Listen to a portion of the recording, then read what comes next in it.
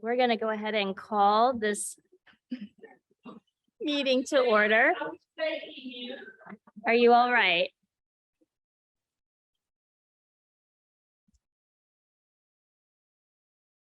Welcome, everyone. I'm calling the meeting of the Monroe County Council to order for Tuesday, June 14th. I'd like to note for the record that we have some members participating online and some in the room. So we will have a roll call for those present in the room to start. Councilor Iverson. Here. Councilor Deckard. Here. Councilor Crossley. Here.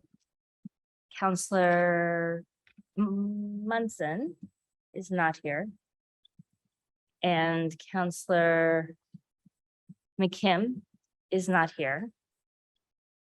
And Councilor Hawk. I'm present. Present online, joining us online. Okay. I believe that's it. I'll try to hang in the whole meeting. It'll depend on how it goes. I'm sorry. I can't get my foot up as high as I need to while I'm on here. Oh, goodness. I hope you're all right. I will be. Well, I'm glad you're here because we have 4 of us sitting here and it's feeling it's cozy. It's an intimate council meeting. That's what it is. Since this is a regular session, we will begin with the Pledge of Allegiance. Allegiance to the flag of the United States of America, to the republic for which it stands, a nation under God, indivisible, with liberty and justice for all.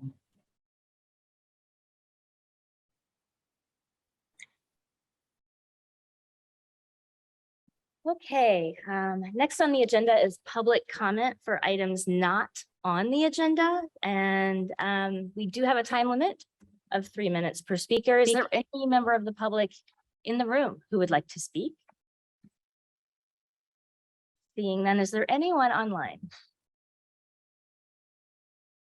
No hands raised. So we will move on to the adoption of the agenda. Does anyone wish to add or remove an item from tonight's agenda? Yes, I would like to make a motion that we move item number 19, which is the appointment to the county commission boards, our women commission, to bump that up until after the council liaison updates.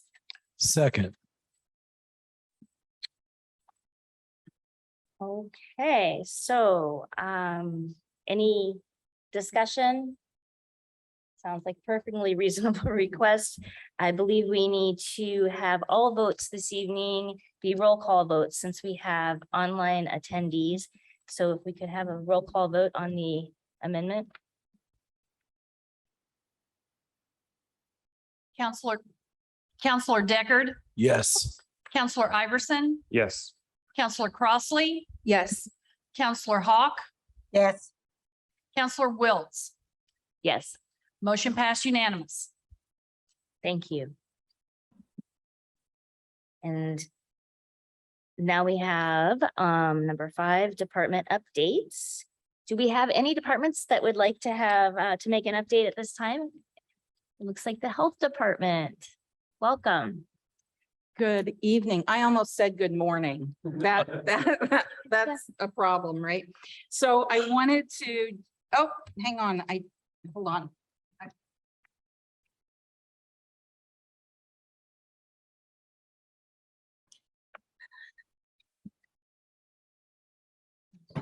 I brought the agenda and not my notes, so I wasn't going to get very far without that and I'd mess up. So I just have a few announcements. We are starting, the health department received several thousand at-home test kits for COVID-19. And we have divided those up between our public health clinic and our department, and we are distributing those. So individuals may come into our department during regular business hours. They can get 2 per person.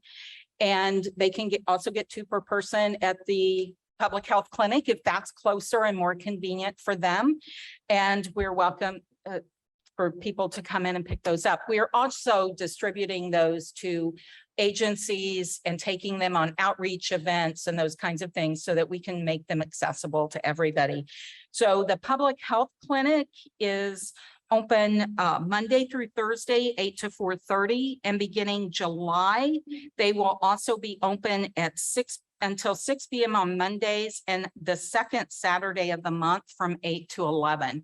So that also means you can get your vaccinations. So whether it's COVID vaccine that you need, first shot, booster, or you need your child needs their MMR, doesn't matter if you need a vaccine, you can get those as well.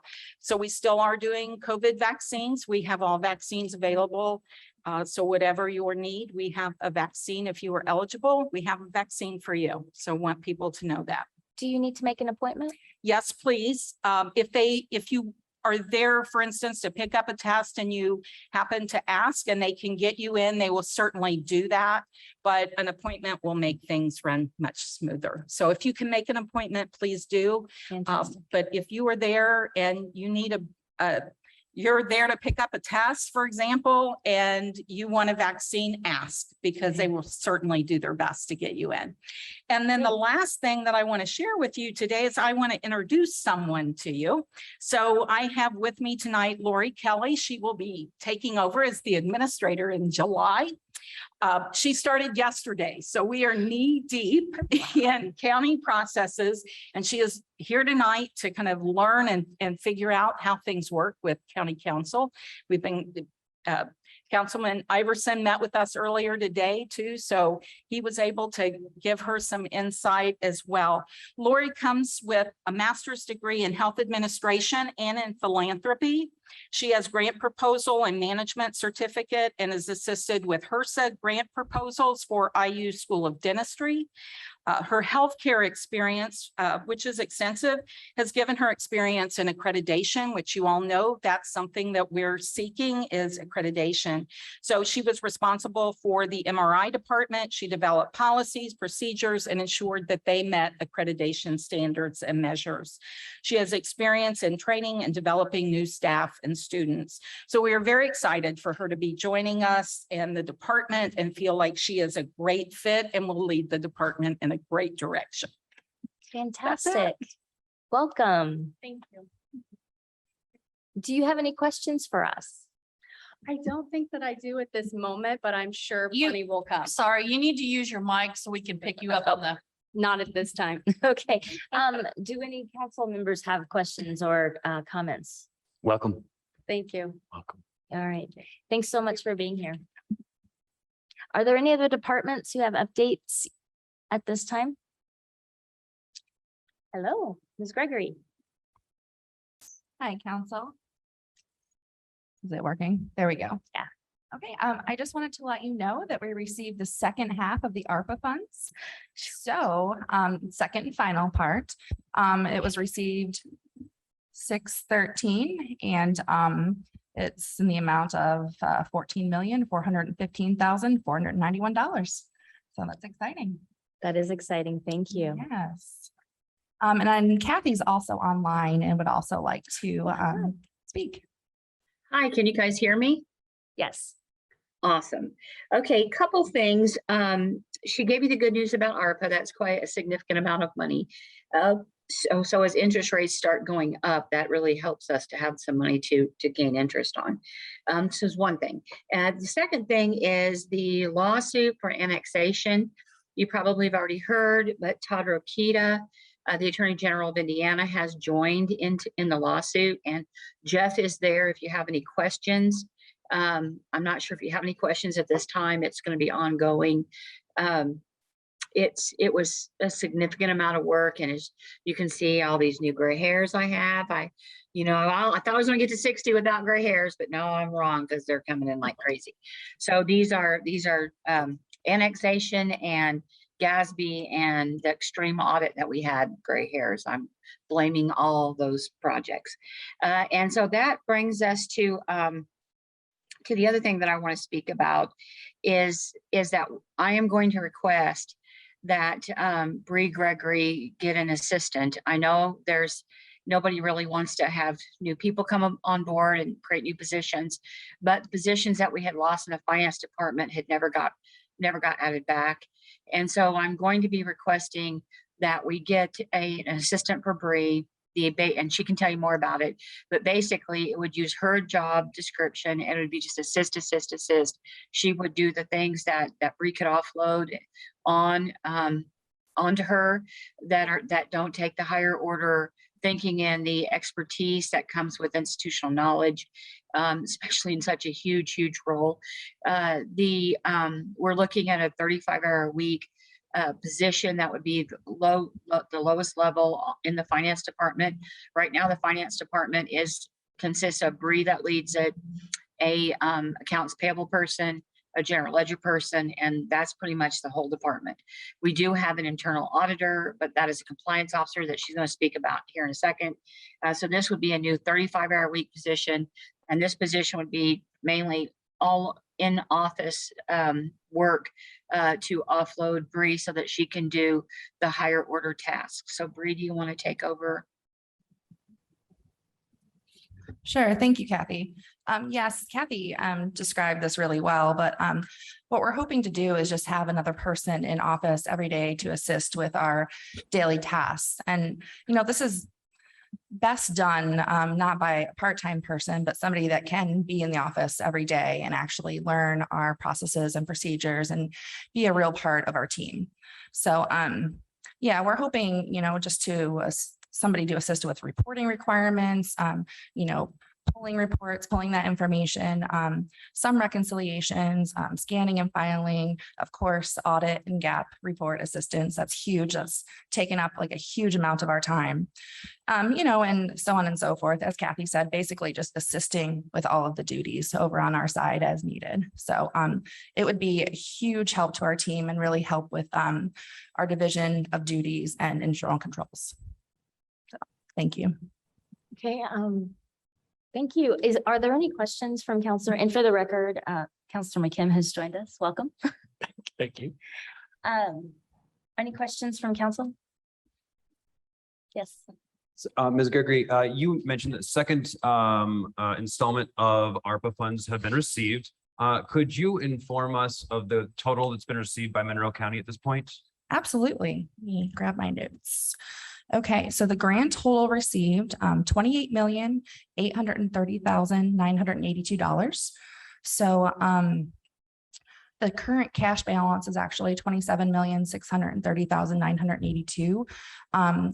We've already distributed $1.2 million to United Way for the Heading Home Housing First program.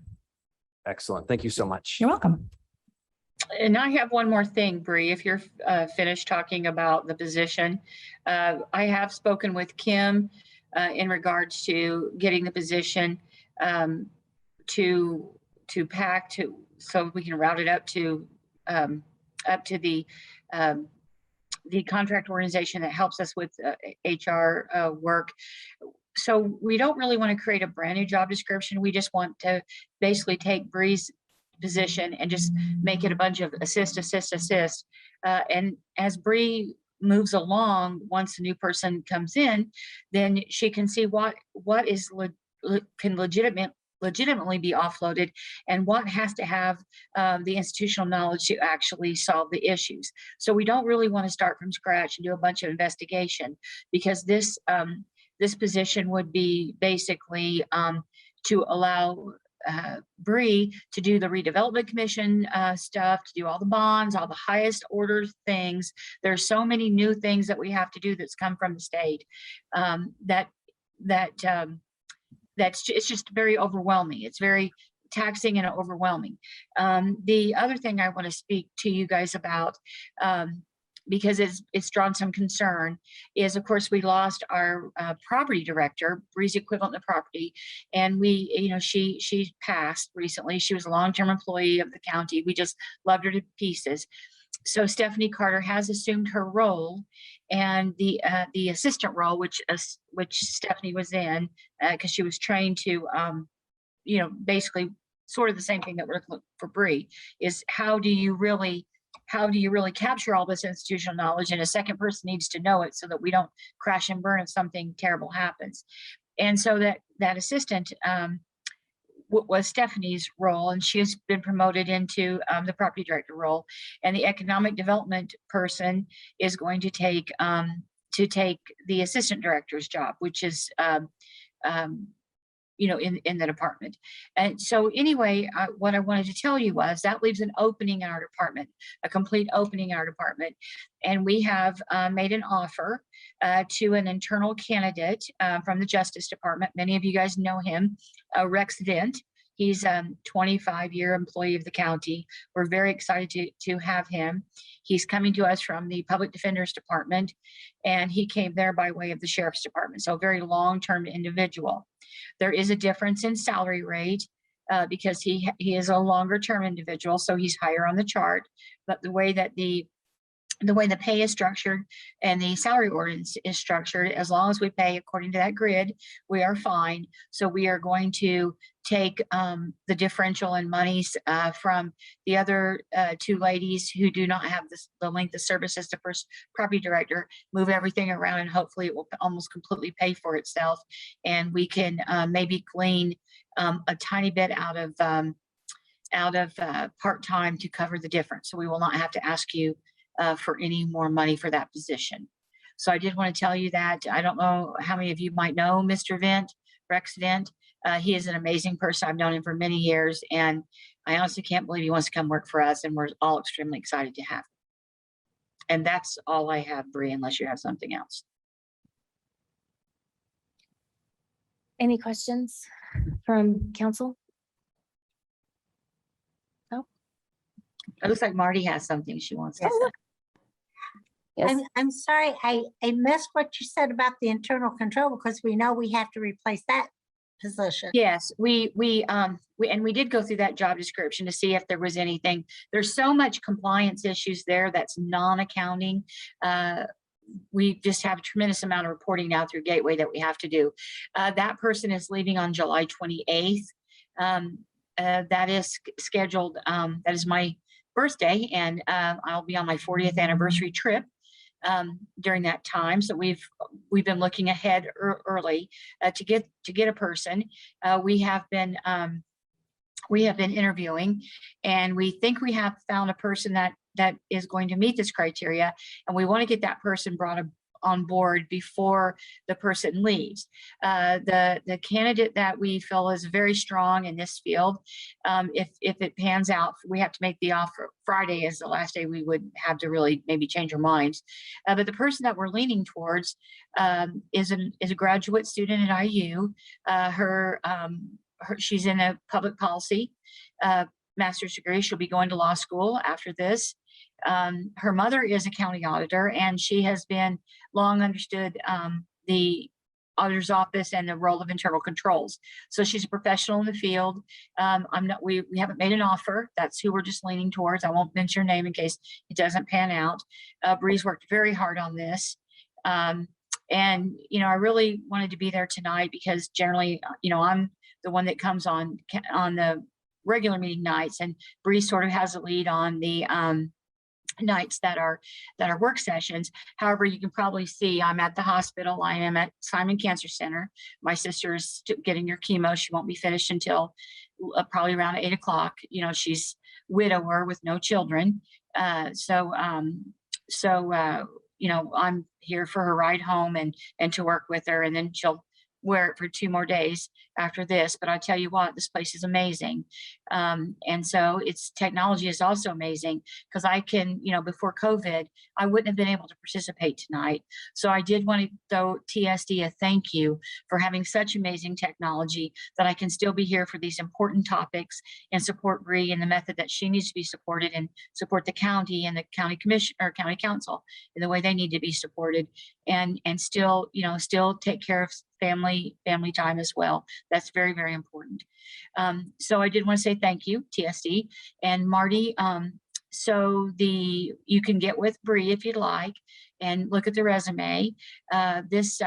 We really want to transfer that institutional knowledge because there is so much of it concerned with that internal control position.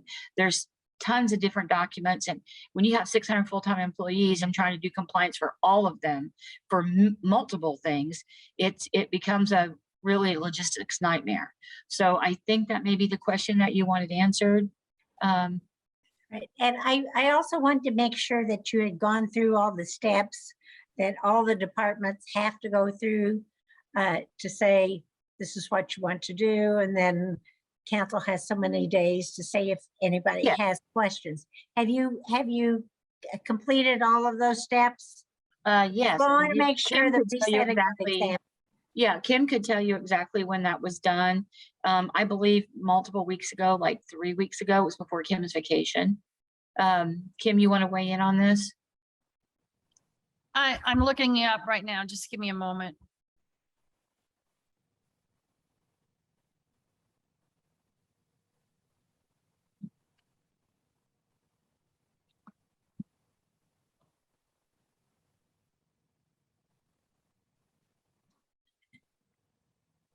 While she's doing that, I'll tell you something interesting. I'm looking out the window at IUPUI at a building I took engineering courses in 40 years ago. Isn't that crazy? Looking right, I mean, it's like across the street. This place just gets bigger and bigger. Auditor Smith submitted a request to fill the positions on May the 17th. All of the positions we're talking about. I just There are wanted two.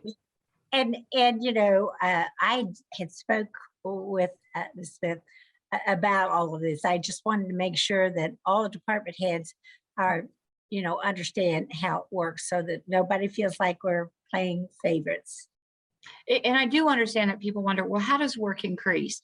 Well, when we have to, when we have all the new requirements for paperwork for, to make, year-end paperwork, beginning of the year paperwork for all the different employees. Plus we have all new GASB rules, all new audit rules. It's honestly just been like a snowball effect. I've been in this office, well, I hate to say how many, but almost 20 years now I've been working. Marty, that's really how long. I know I seem like a new employee to you, but however, it's been a long time.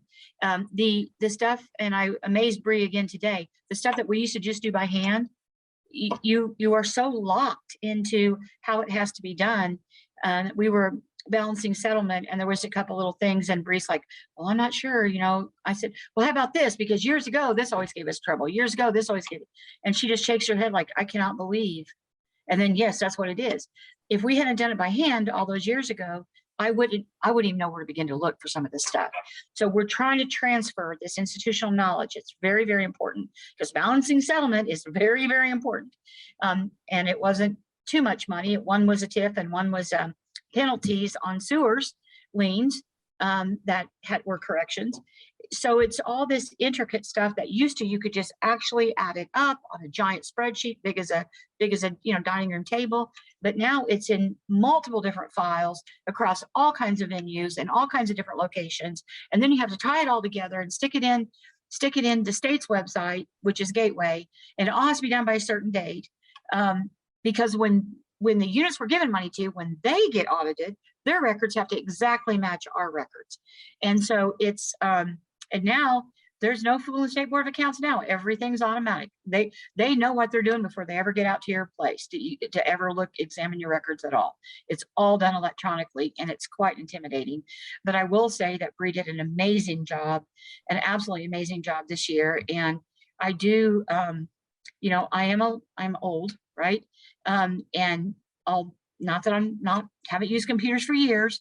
However, it's just so intimidating, the locations and what has to be uploaded when and by which dates. And there's sets of rules for the Department of Local Government Finance, sets of departments for the Department of Revenue, same way with State Board of Accounts, same with the State Auditor's Office. So you're looking at 4 complete sets of rules, 4 different gateways.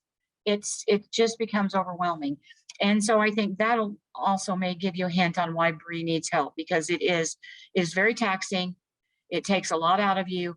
And if you miss something, and I'll be gone in 2 years, if you miss something, it could take hours and hours and days to fix it.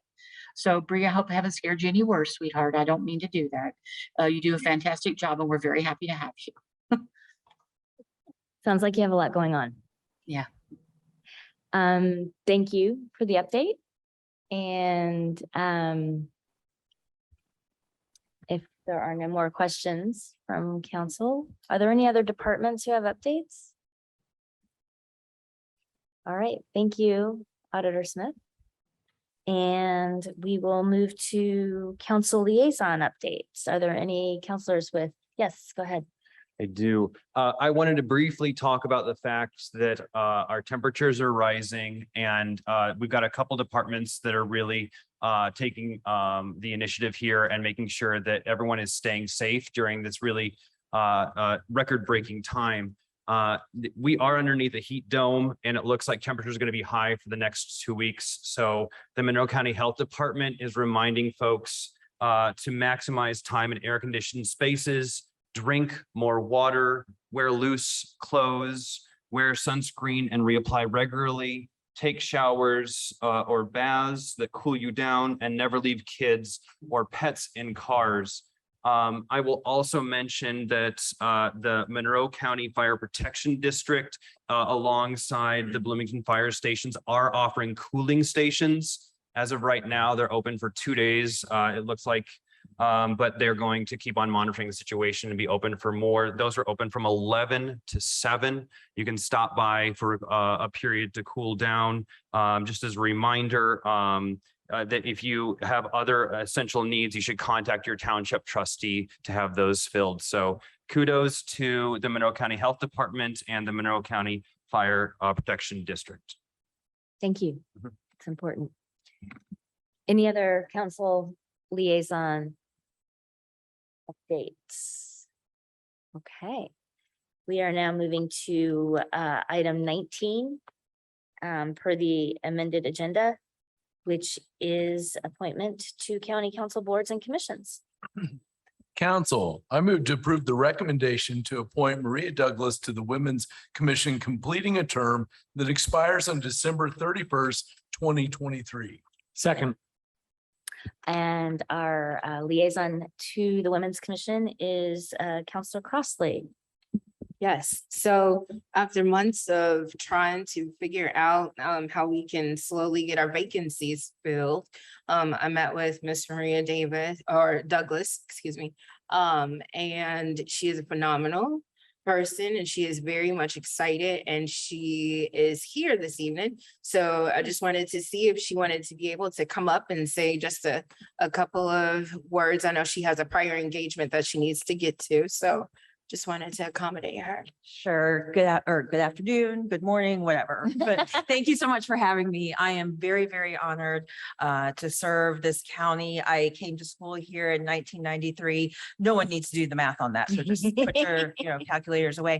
And the age old story of, I never left, fell in love with the community, with the town. I've been involved in supporting the community in the underprivileged since the Center for Behavioral Health days. If you remember, now it's Centerstone, and I did almost 10 years there at a subacute residential facility as a assistant manager there. I've sat on several boards, Girls Inc., My Sister's Closet. I'm very, very active in the chamber, and I am on the steering committee for the Bloomington Women in Leadership group. We just had a wonderful event at Hankey Hall this afternoon. And I believe it's a 6-year member of the philanthropic sororities, Tri Kappa, who gives grants and scholarships back to the community. So I'm very honored for this opportunity. And I am just passionate about furthering women in the community. And let's do some things. Well, welcome and thank you so much for your willingness to serve. Thank you.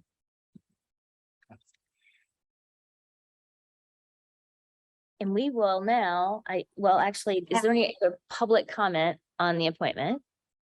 And seeing none. I have a question. Oh, you did? Yes. Sorry. Did she say Tri Kappa? Tri Kappa, yes. Great.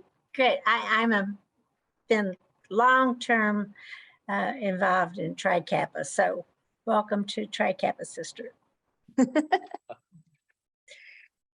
Thank you. Okay, may I have a roll call vote, Michelle?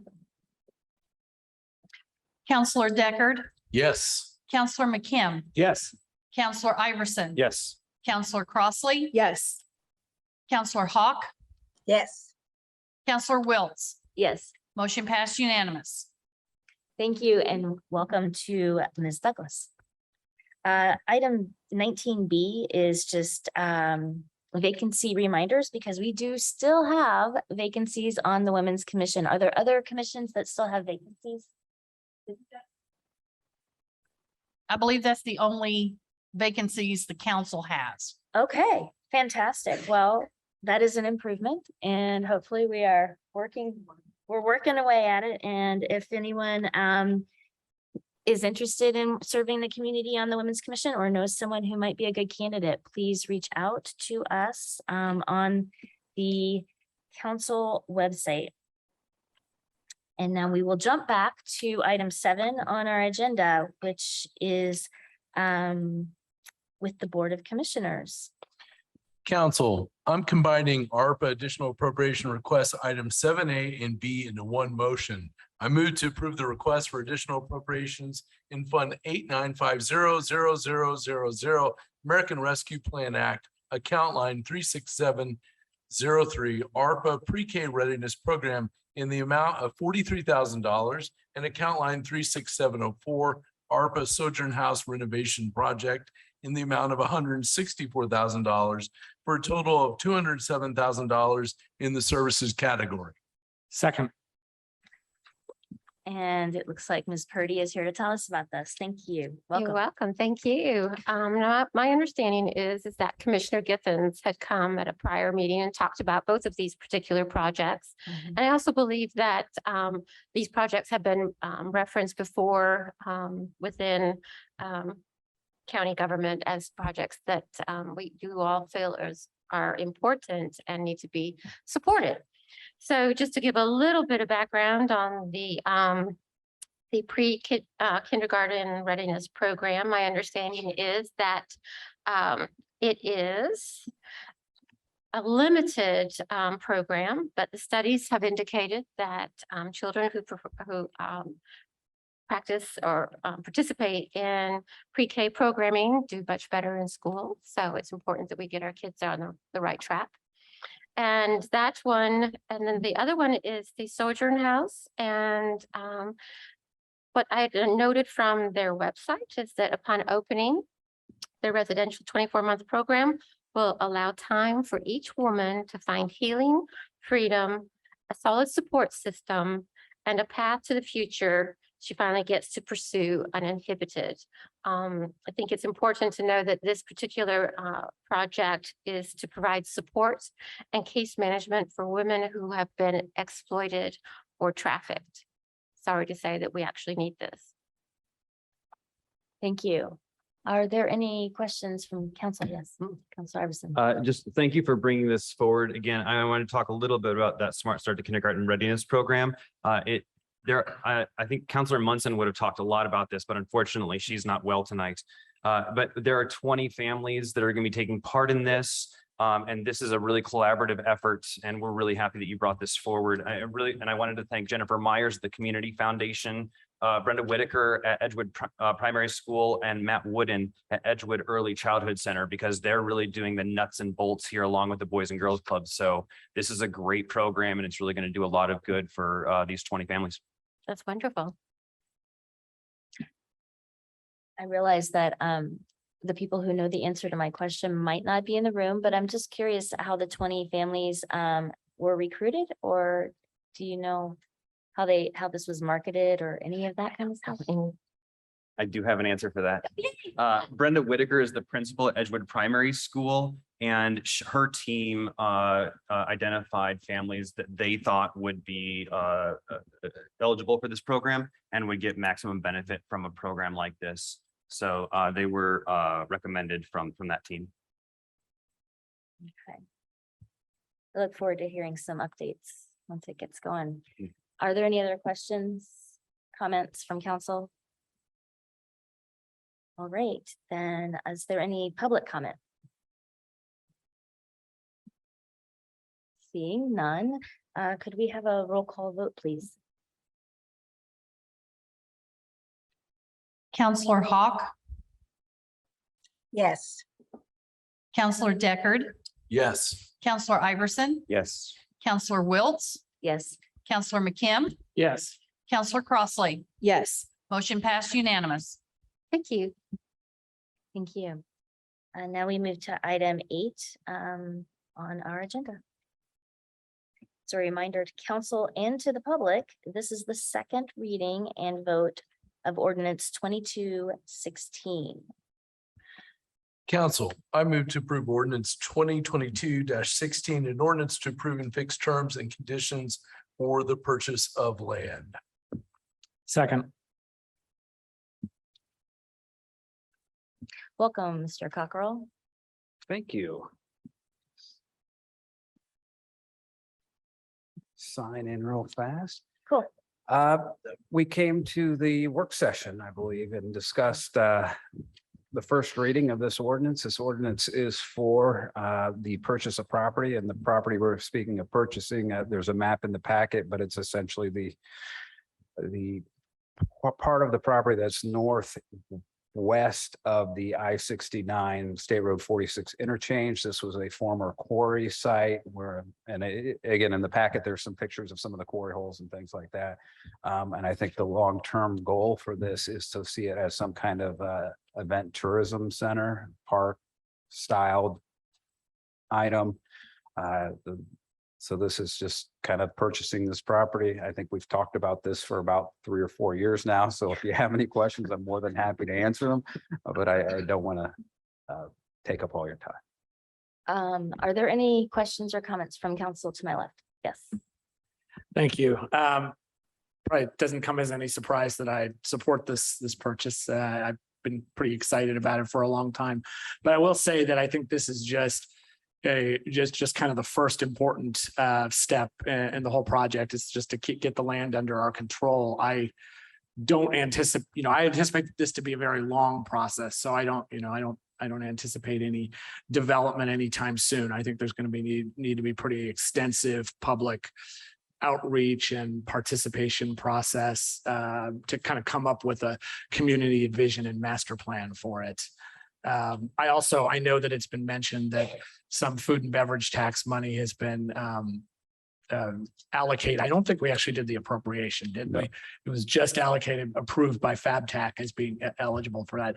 So I guess I bring that up because I do see this as kind of a long-term project, and I think there are higher priority uses even for the county's portion of the food and beverage tax. Of course, I think the highest priority should be to get the convention center rolling, and I really would like to see that happen. But even for the county's project, the county's portion of the money, I think there are still some higher priority projects that I hope to see get presented to FabTac and brought to the council for an appropriation.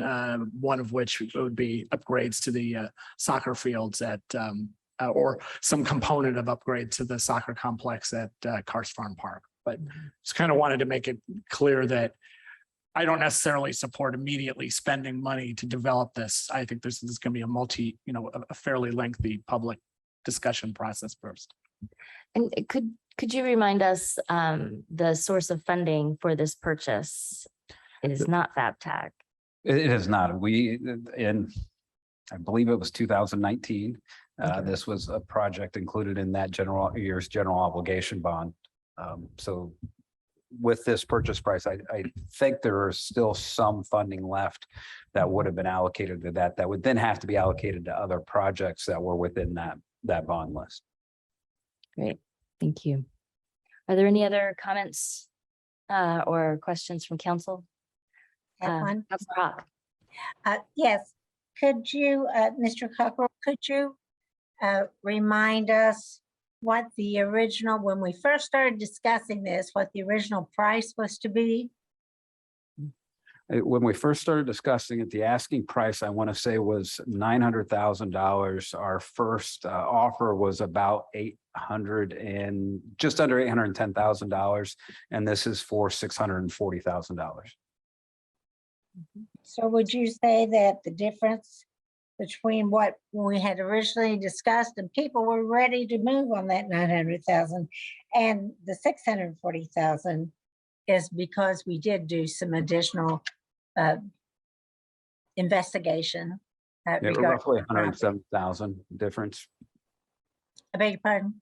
roughly $170,000 difference. That's substantial. It certainly is. And we did go through a relatively extensive process of environmental investigation and so I think we've done some due diligence on that. Are there any other questions? Is there any public comment on this item? Okay, seeing none, could we have a roll call vote, please? Counselor Wiltz, Yes. Counselor Hawk, No. Counselor Iverson, Yes. Counselor McKim, Yes. Counselor Crossley, Yes. Counselor Deckard. Yes. Motion passed. Majority. Thank you. And now we move to another item from our legal department. Council, I move to approve resolution 2022-18, a resolution approving tax abatement compliance findings. Second. Yes. And then this is every year on May 15th, we receive compliance forms from people who we have given tax abatements to in the past. The typical process is that would go to an EDC meeting and then come to this group. However, we're having trouble scheduling that EDC meeting, and I'm going to go through the list. And I don't think there's any close calls in there. So just kind of go through that and see how you guys want to proceed. We have 5 different tax abatements. The first is bioconvergence.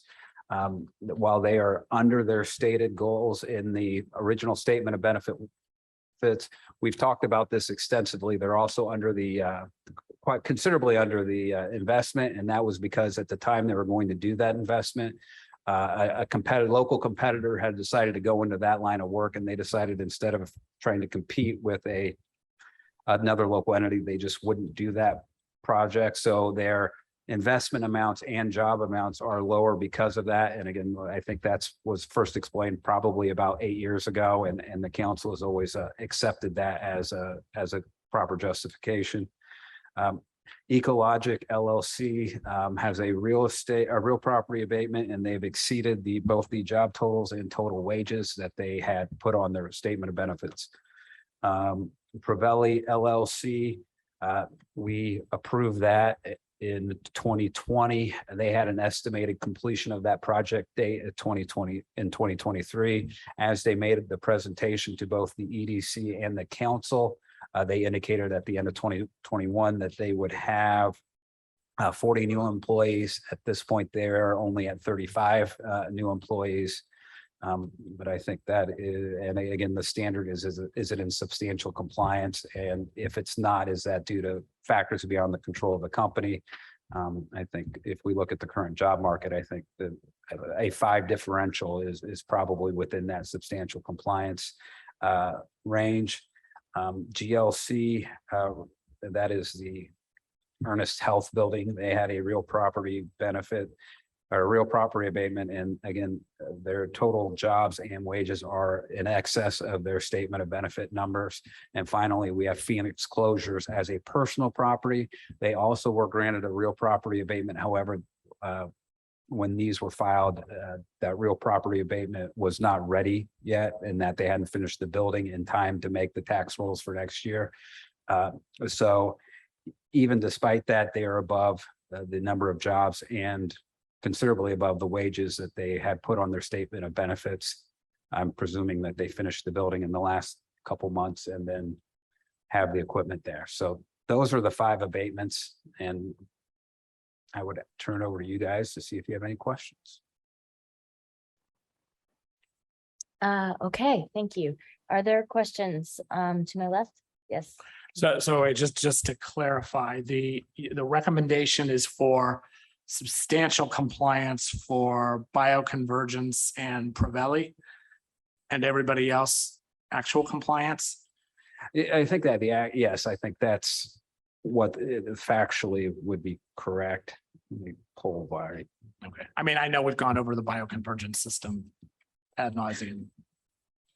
I think the finding that is necessary is whether they are in Substantial. compliance or substantial compliance with the statement of benefits. So I think that distinction, while is important for the conversation when it comes to making a decision, is not necessary. So we could just have an omnibus finding that all are within either substantial or actual compliance. Yes.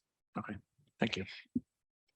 And there are only 4 in the packet, so the fifth one was a kind of a late Yeah, addition. the fifth one was received on May 13th. However, when I was working with the company, their real estate abatement was not ready to come before you. And so as an error of myself, I kind of I missed the personal property one, but they are 76 employees and they had promised 73. They promised wages of a little over 4 million and they're north of 5 million right now in wages. But they were not late. They were not late. Okay. That was all on me. Okay. Are there other questions? Yes. I just had a numbers question. It seems like in years past, there were more that were on the list, like 8 or 9, or am I over remembering that? You're not incorrect. We used to have more. Uh-huh. Again, I think some of the reasons for the smaller list are a lot of them have fallen off. Like I can tell you this bioconvergence is either in the last year or in the last year or 2 of there. So that one will fall off soon. When I started working here over a decade ago, we probably had a list of 15 and they've all gradually just kind of fallen off. Okay. So bioconvergence, you said will likely fall off in the next couple of years. Yes. Thank But Ecologic is probably the other oldest on this group. Phoenix Closures and Ernest Health and Provelli, were both approved during the pandemic. So they would have been approved in 2020. So Can I make a statement? I looked up last year's and we only had 4 last Mhm. year. I may be going back a few years there. but there was a time when there were a half dozen to 20 or a dozen to 20 where every year we went through it. Is there a deadline for signing off on this? The deadline is if the council does not make a decision not to approve one within 45 days from May 15th, then they are deemed automatically approved. So 45 days from May 15th, I think is June 29th, June 30th. It's after your work session, but not much after the work session. So And essentially, I guess I'm wondering about the accountability that comes along with signing this now that it's my signature that goes on it. And curious as to the documentation that you receive. I see that there's a form from each, or at least 4 of them in the packet. And I can kind of follow along with the form, what they're reporting, and then you follow up with a phone call, is that correct? I think we typically will only follow up if there is a huge reason to. I think if you recall last year, 3D Stone was one of the businesses and they were off, right? And so Yeah. we followed up with them to figure out why they were so far off. In that case, it had to do a lot with finding skilled labor or labor that was able to perform the work. They had, and I don't remember everything they did, but they had listed all these different things that they had done to try to attract employees. And then we brought that to you guys with that explanation. And these, I don't think any of them were off the mark in a substantial amount that would require that kind of follow through. If you guys want, I have no problem doing that. But I guess just looking at this list, none of them jumped out to me as being, oh, Sure. this is something we really need to check on. Is there a possibility of having an EDC meeting between now and the 29th or the end of the window? We could certainly try. I would say that part of the problem is it is difficult getting a time both members can meet. I'm having trouble getting responses from one of the members of the EDC. So I certainly can try to get that scheduled, but I can't make any promises that we'd be able to do that. I know I would feel better if there was a recommendation from the body that was supposed to make the recommendation. And I don't know, I would be willing to table this until the work session, if that's a possibility. I don't know. You look like you want to say something. I guess I'm wondering what the question is. There some additional information or analysis that's needed, given what we've seen? Because we received all the information, correct? Yes. So is it the Pravelli difference between the, what is it, 75 or 70 and 75 jobs? I believe Is so. it that difference that concerns you? Because the two differences are Ecologic, which we litigated to, I mean, we've talked about that in every meeting that we've ever done this. And this is the only one that's only in substantial compliance, not actual. So I guess I'm just trying to understand what Part of my concern is the process that's supposed to happen, and it hasn't happened.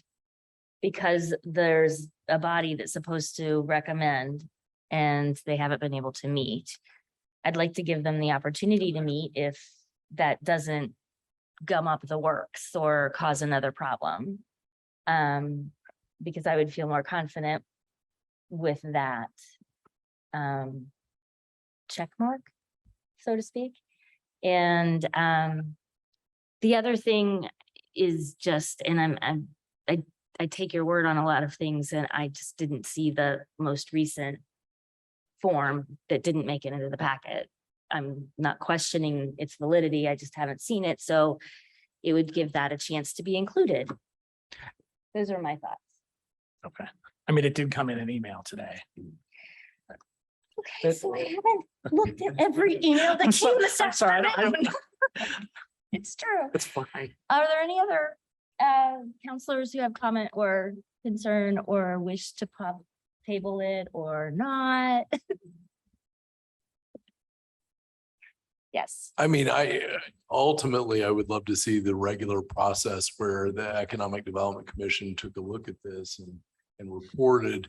I understand there's some extraordinary issues with that, and I don't know how to further that.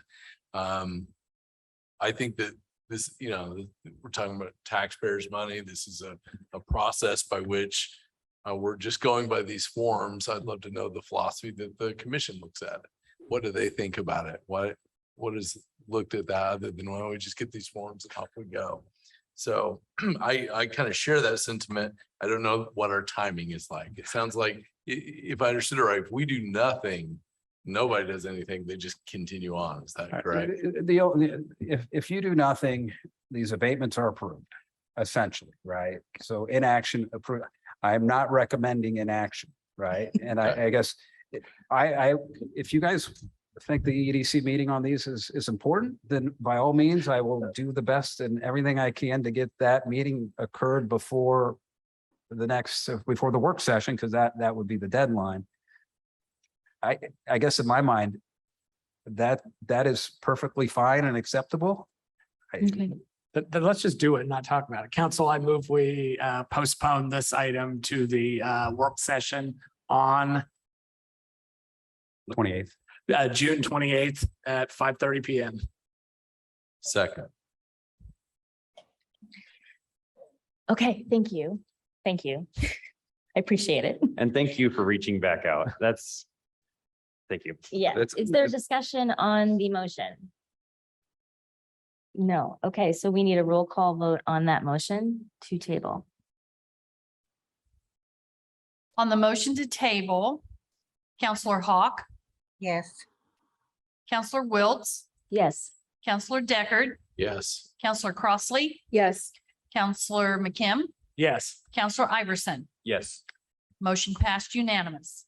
Thank you. you. Thank you, Mr. Cockrell.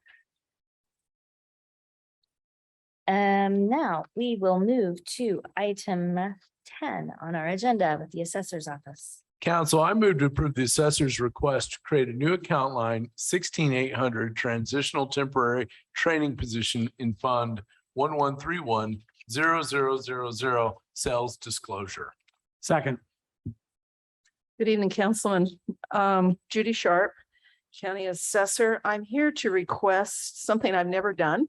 And I think it's fairly new that you're doing. I told you about how hard I am to find people to work. Since I have seen you, which was it last week, I've lost another person. They come in and they last about less than a month and they leave. And so it's really, I'm at a crunch time.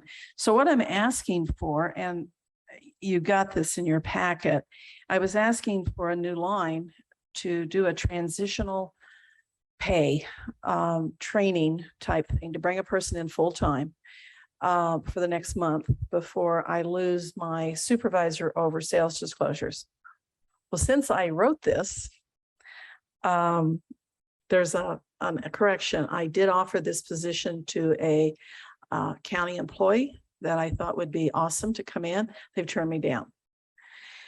So I'm starting over.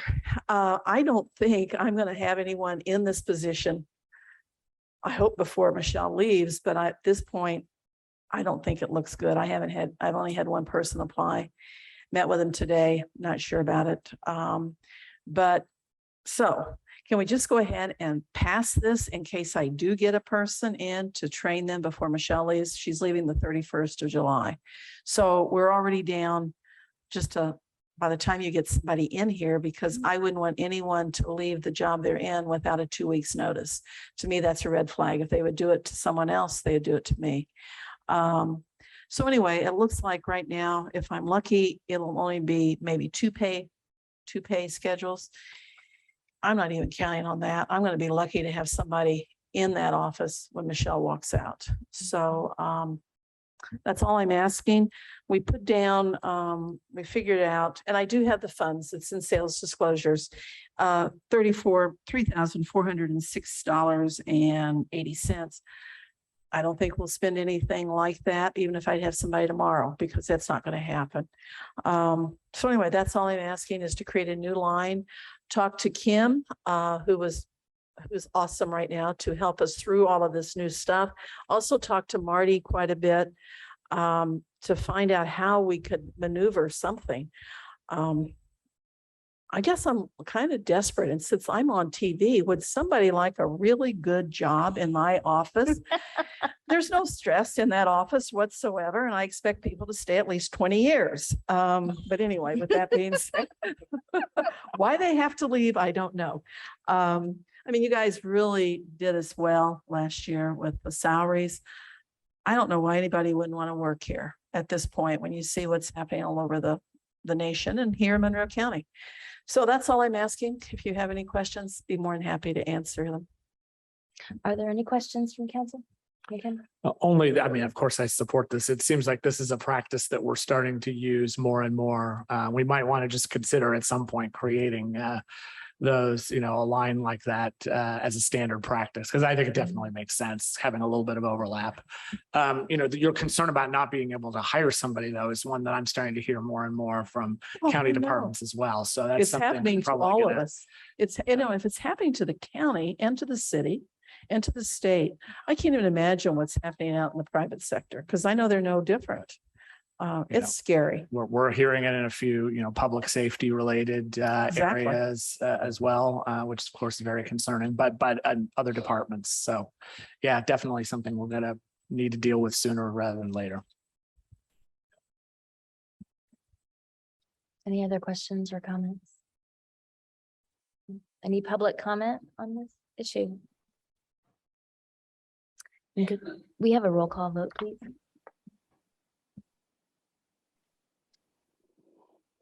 Counselor McKim, Yes. Counselor Hawk, Yes. Counselor Crossley, Yes. Counselor Iverson, Yes. Counselor Wiltz, Yes. Counselor Deckard. Yes. Motion passed unanimous. Thank you very, very much. Thank you and good luck. And then we go to item 11 with the prosecutor's office. Council, I move to approve the prosecutor's request in Fund 49360000 Arnold Ventures Grant for the creation of new account lines as set out on the agenda and simultaneously approve additional appropriations in the amount of $22,000 in the personnel category and $3,000 in the services category for a total of $25,000. Second.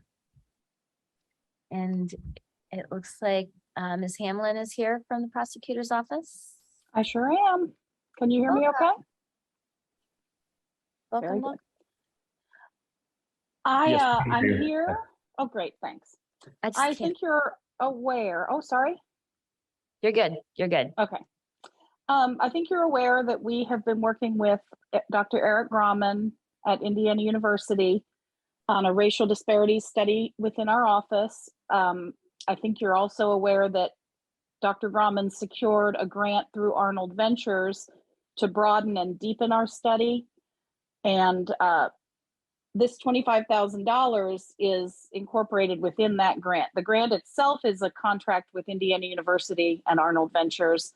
We are sub-grant recipients in the amount of $25,000. It's a reimbursable amount to pay for someone in our office that can pull files for the project, do some limited data gathering for them. And then there's there's FICA added on there, and then there's $3,000 for community outreach on the project. We're trying to get community informed. We're going to have some community discussions about the project.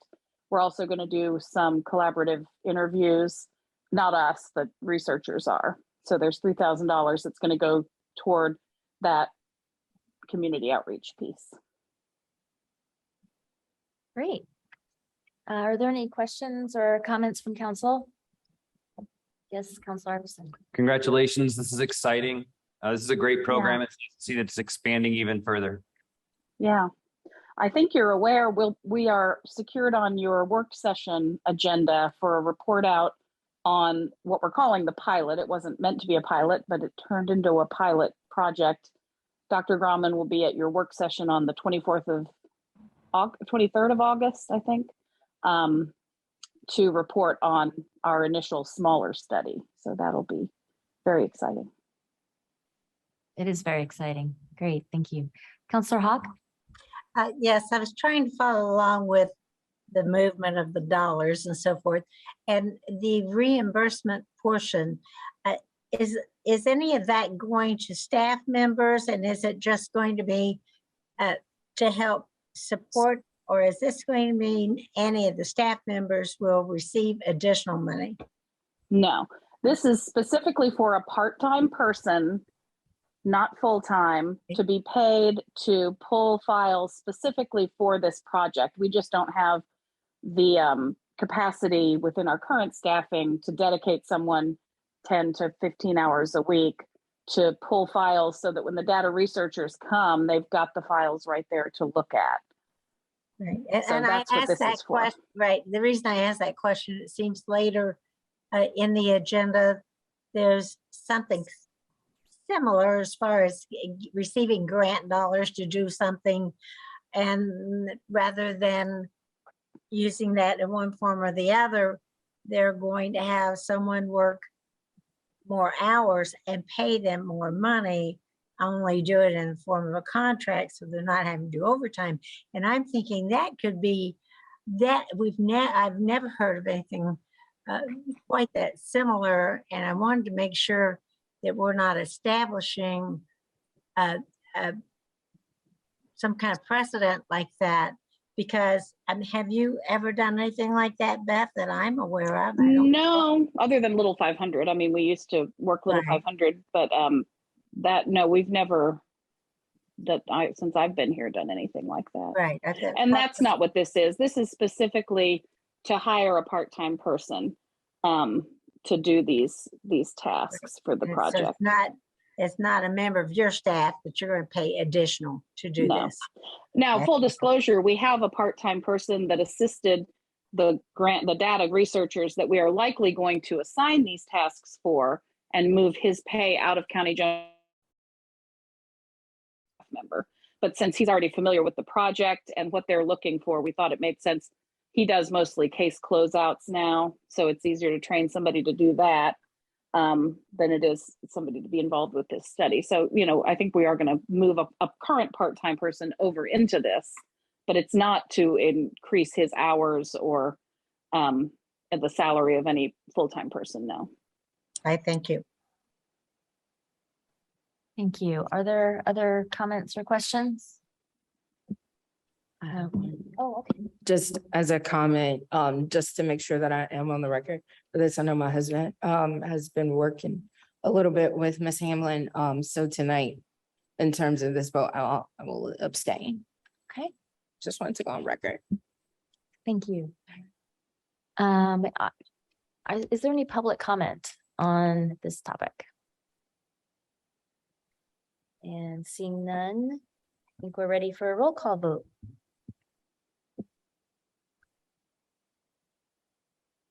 Counselor Deckard, Yes. Counselor Wiltz, Yes.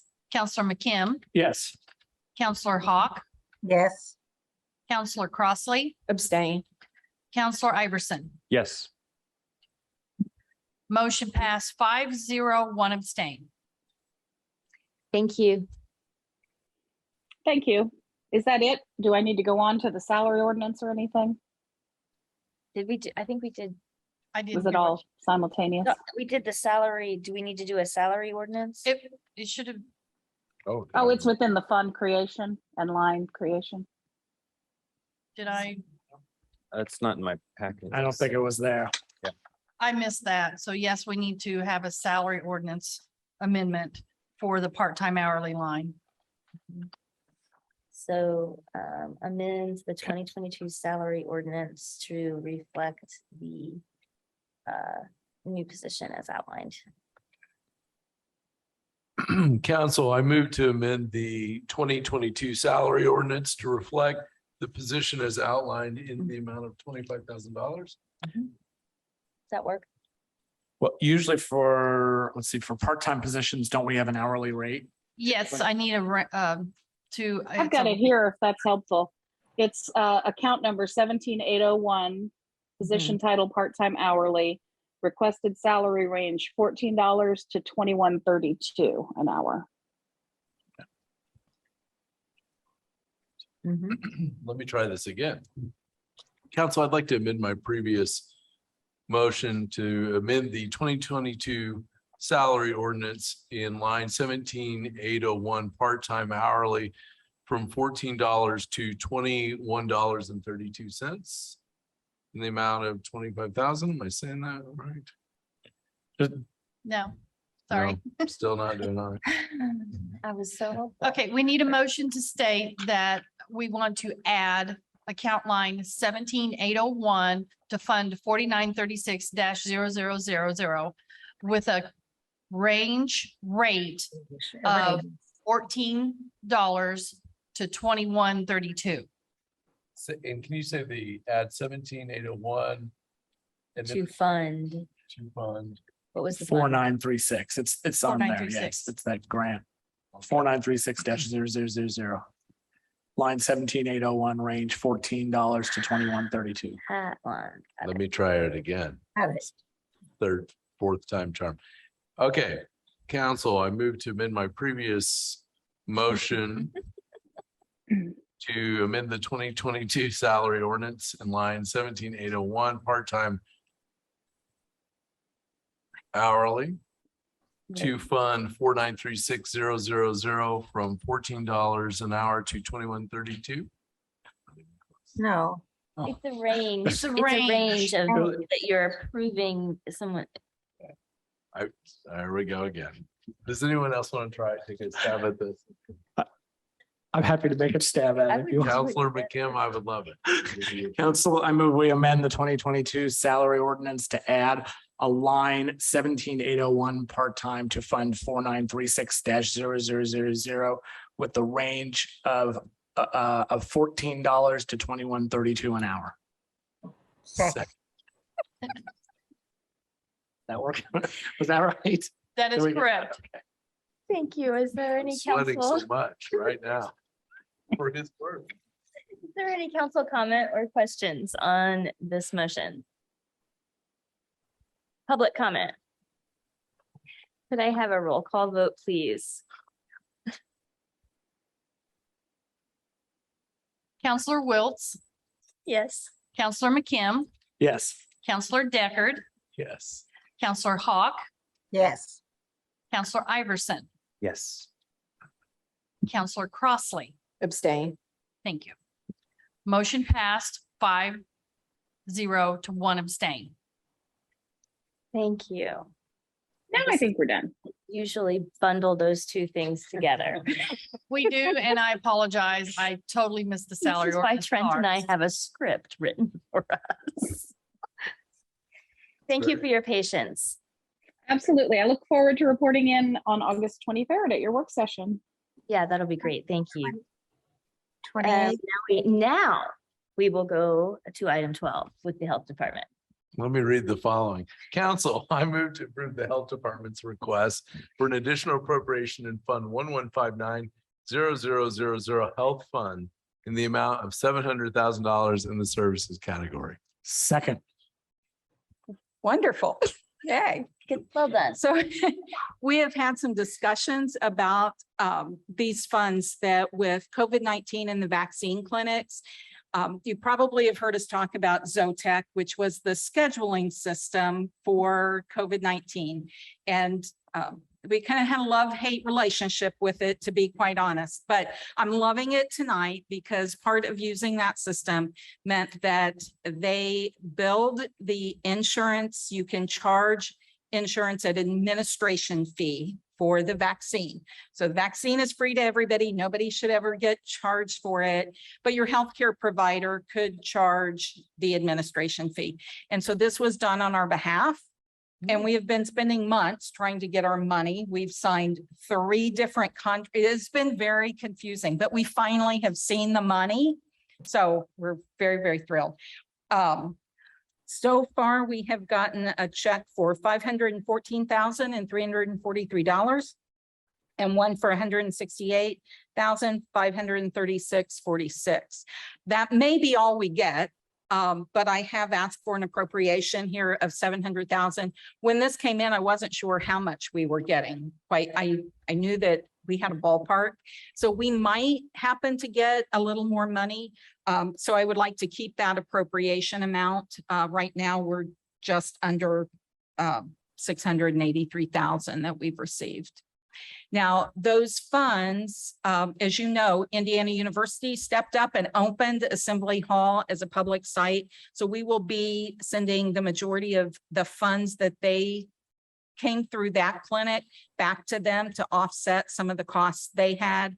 And then for our clinics through the public health clinic, those will be extra funds that will go to cover extra nurses we had, extra staff, other expenses that we had for that.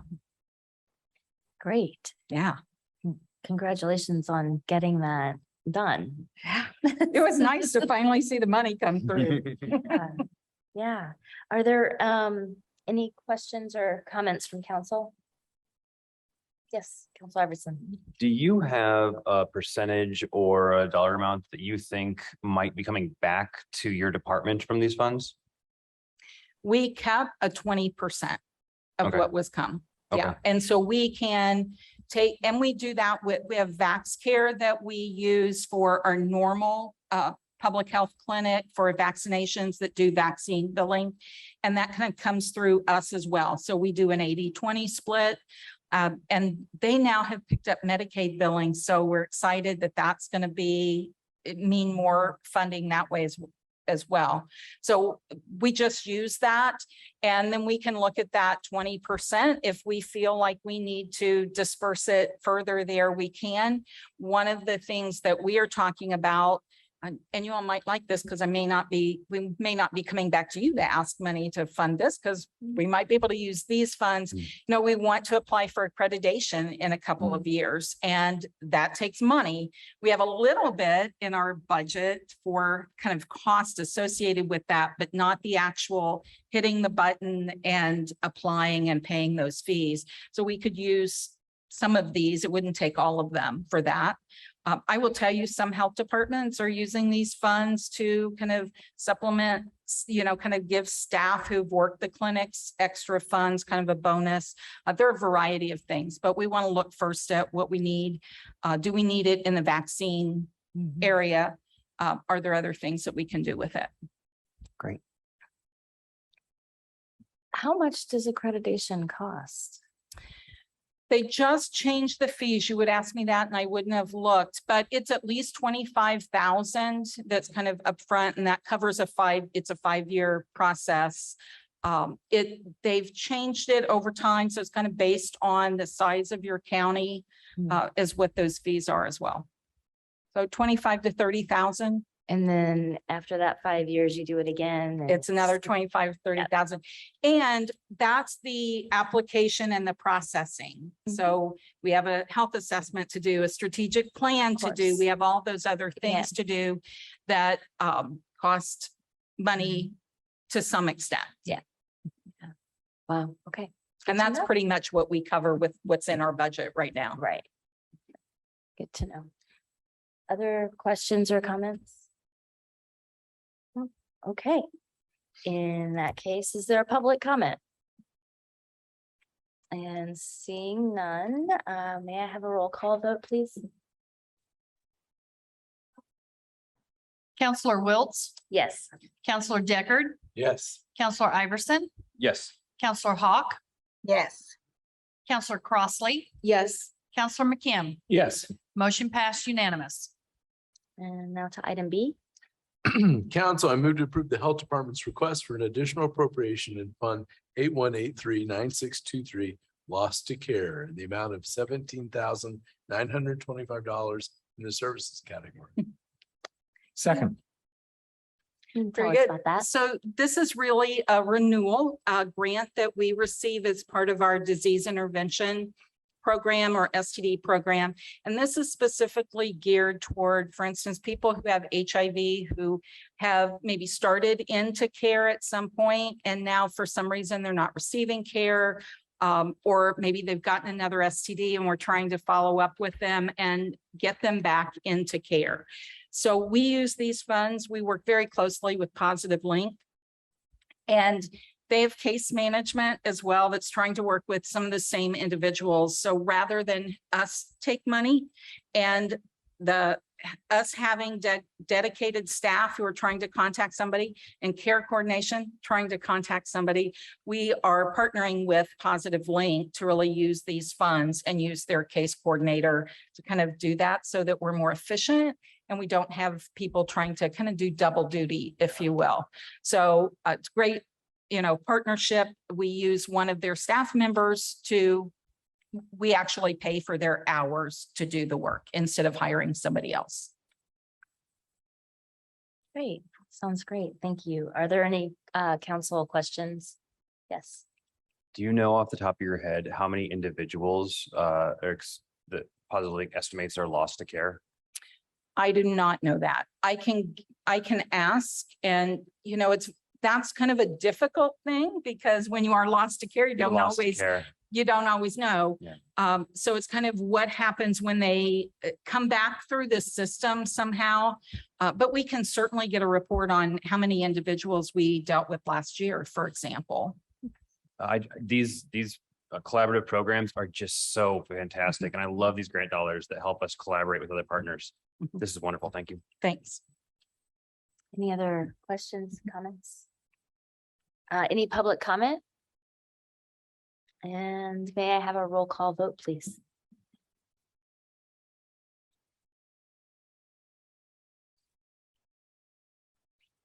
Counselor Hawk, Here. not present. Counselor Crossley, Yes. Counselor Iverson, Yes. Counselor Wiltz, Yes. Counselor McKim, Yes. Counselor Deckard. Yes. Motion passed unanimous. Thank you very much. Thank you. Moving right along to item 13. Council, I move to approve the emergency management's request for the creation of a new account line 30006 contractual in Fund 49380000 Emergency Management 2 grant and to simultaneously approve an additional appropriation in the amount of $5,000 in the services category. Second. We have Justin Baker, our Emergency Management Assistant Director here with us. Welcome. Good evening. Okay, in the month of April, we applied for a grant with Duke Energy Foundation, and we got lucky and received it. And we will be taking the funds and be using it for the sirens, outdoor warning system that we have countywide. We are just requesting for the approval to create a new account line for this. Okay. Are there any questions or comments from council? Councilor Iverson. Mr. Baker, I'm sure luck had nothing to do with it. I'm sure that your staff is very skilled at writing grants, so congratulations on this. This is a good move for the county. Thank you, sir. Other comments, questions? No? And okay, is there any public comments? Seeing none, have a roll call vote, please. Counselor Crossley, Yes.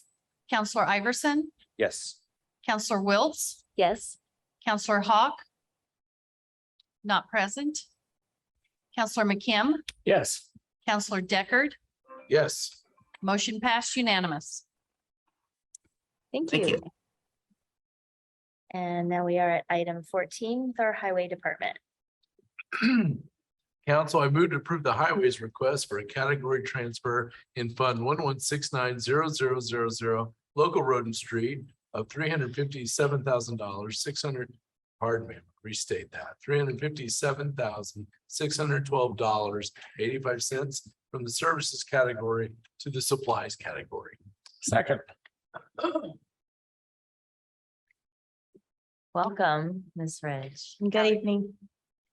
Could you give us a little update on this? Sure. So we have some other funding for the Fullerton Pike Phase 3 project. We actually have a Fullerton Pike TIF and a major bridge fund to help fund that. We're trying to use all resources that we have available to increase our paving program. So we're asking that this remainder in our local road and street fund be moved to our bituminous so we can use it towards more paving this year. That's very straightforward. Pardon me? I said that's very straightforward. Are there any comments or questions from council?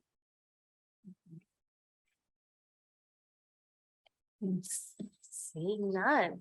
Okay, let's get some paving done. Public comment. Room has emptied.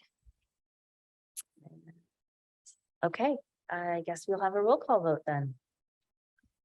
Counselor Deckard, Yes.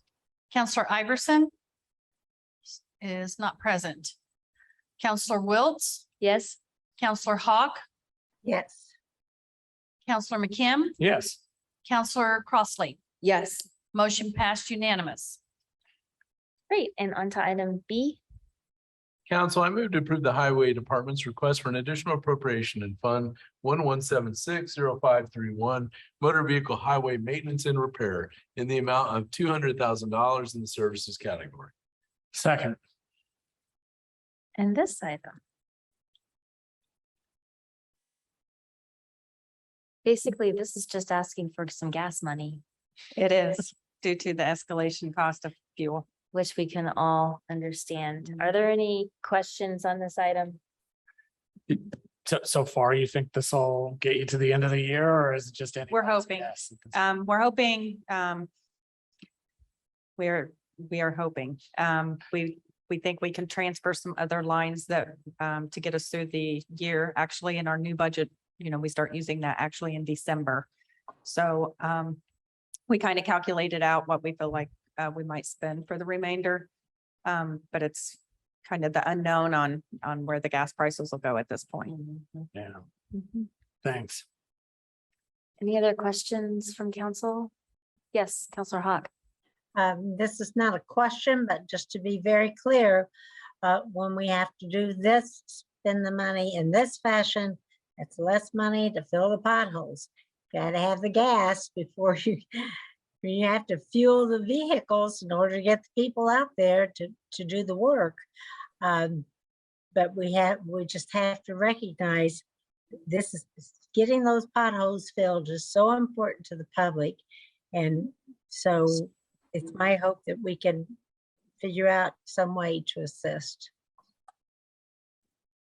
And just to be clear, because I frequently am beating the drum of being environmentally conscious and using alternative fuel sources, most of your vehicles are large trucks that don't have an alternative like electric. You can't drive my e-Golf over to fill the potholes and do that kind of thing. That is correct. So we use a lot of diesel fuel, depending on what we're using. And of course, that's a higher cost than regular gasoline. Most of the vehicles that use the regular gasoline are probably the other departments, maybe sheriff's department, health department, but we get reimbursed from those departments. They are allowed to get the gasoline from our pumps and then use our pricing, and then we bill them each month. But our other vehicles are the larger vehicles that and equipment that don't have an alternative. And we do have some fleet that use electric charging, not, I mean, around the county, not necessarily in your department, but some of those that are using your pumps they're hybrid vehicles. Correct. We had bought a hybrid. It's been a few years ago in our fleet. That was the only one that we ever had. As far as the other departments having the electric vehicles, I'm really not involved in that decision making for the other departments. I know our fleet director is electric vehicles are great, but it does affect the revenue that comes into the highway departments. It's true. So as I know, it's being geared more towards electric vehicles in the future. So it's one thing that the counties and AIC have discussed, that the more electric vehicles that are used will affect revenue for county highways. Unless they change the system. Unless there's a change in the system and the formulas of what an electric vehicle would be charged to make up for the difference of using the roadways without paying the gas tax. Sure. Yeah. It's a complicated issue, but we'll. Yeah, absolutely. I'll stop. I promise. Sorry. There any other, yes, Councillor Hawk. Well, and just as a reminder, people might think that because the gas prices are so high now, that we will suddenly start seeing more money with the gas tax. And that's not really the case. There'll be more and more people trying to cut back on the amount of gas that they use, the number of miles they put on their vehicles. And that will mean less money coming in to the coffers to operate the highway department. Do you have any further information on that, Ms. Ridge? On the gas tax? Right, as far as have we looked at the reduction in so far as what we might receive? We wouldn't know at this point. And the formula from the gas tax is so complicated on how it's handed down to the different entities and how that's spread out amongst not just highways, but other entities that use that gas tax. I do know that I believe there was a portion of the gas tax that was maybe to go up a penny July 1st. And I believe that's not, that was asked for that to be suspended. The last I followed that it's not going to be suspended, and they'll move forward with raising that to a penny. One of the benefits of the gas tax and being at the high cost, some of that monies will go to community crossings, matching fund grants. So they will see some of the benefits from that. Of course, we will utilize that and submit in July, the next call for the next round of community crossings. We were awarded 300,000 in the January call, so we can submit another basically $1.6 million of projects. It is our goal that it will be all paving projects that we will submit and try and get awarded that remainder of the 600, that, yeah. 600,000, yeah, 1.2 million. You can basically submit $2 million a year. We were awarded 300,000, so we'll go for the full 1.6 in July for paving projects, which would go into 2024. Well, thank you for working on those, because you have a lot going on, and staying on top of the matching funds is critical to really helping our community. Are there any other questions or comments on this item? Any public comment? Seeing none, could we have a roll call vote, please? Counselor Hawk, Yes. Counselor Iverson, Yes. Counselor McKim, Yes. Counselor Crossley, Yes. Counselor Deckard, Yes. Counselor Wiltz. Yes. Motion passed unanimous. And now we have item C in the same number. Council, I move to approve the Highway Department's request for an additional appropriation in Fund 1197-0000 Stormwater Management, the amount of $50,000 in the services category. Second. And do you have an update on this? Sure. So the on-call construction services is basically for flaggers, as everyone has stated and realizes that the workforce is lacking. We actually have we just actually filled this position after many months of a truck driver, and they are to start on Monday. But it increased our cost of having to hire flaggers, and that's for the safety of our crews. So that was the additional for the $20,000. And then the other 30,000 is for the gas and inflation, escalated cost for fuel. All right. Questions, comments from council? Okay, public comment. And could we have a roll call? I'm sorry, actually, I do have one question. Okay. Do you think that the reduction in CDL, workers with CDL is permanent, or do you think it's just going to take time for the pipeline to kind of adjust to the new requirements? So the new requirements are huge. We just met on this topic because we meet with LTAP, and we just had our Indiana Association of County Highway Engineers and Supervisor Summer Conference the first week of June. One of the topics that was brought up was the CDL license. Typically in the past, it was a $250 cost for a person to seek their CDL license. Under the new federal guidelines, it's estimated to cost a person $4,000 to $5,000 to be able to obtain a CDL license. It's something that I feel that we are going to have to look at of what type of incentive that we can help a person to obtain their license. I think some of the private entities are doing this to where you can help them obtain that license and then retain them for so long to reap our funding back from helping them obtain that license. It's basically a schooling. I believe it's 160 hours. It's like a vocational.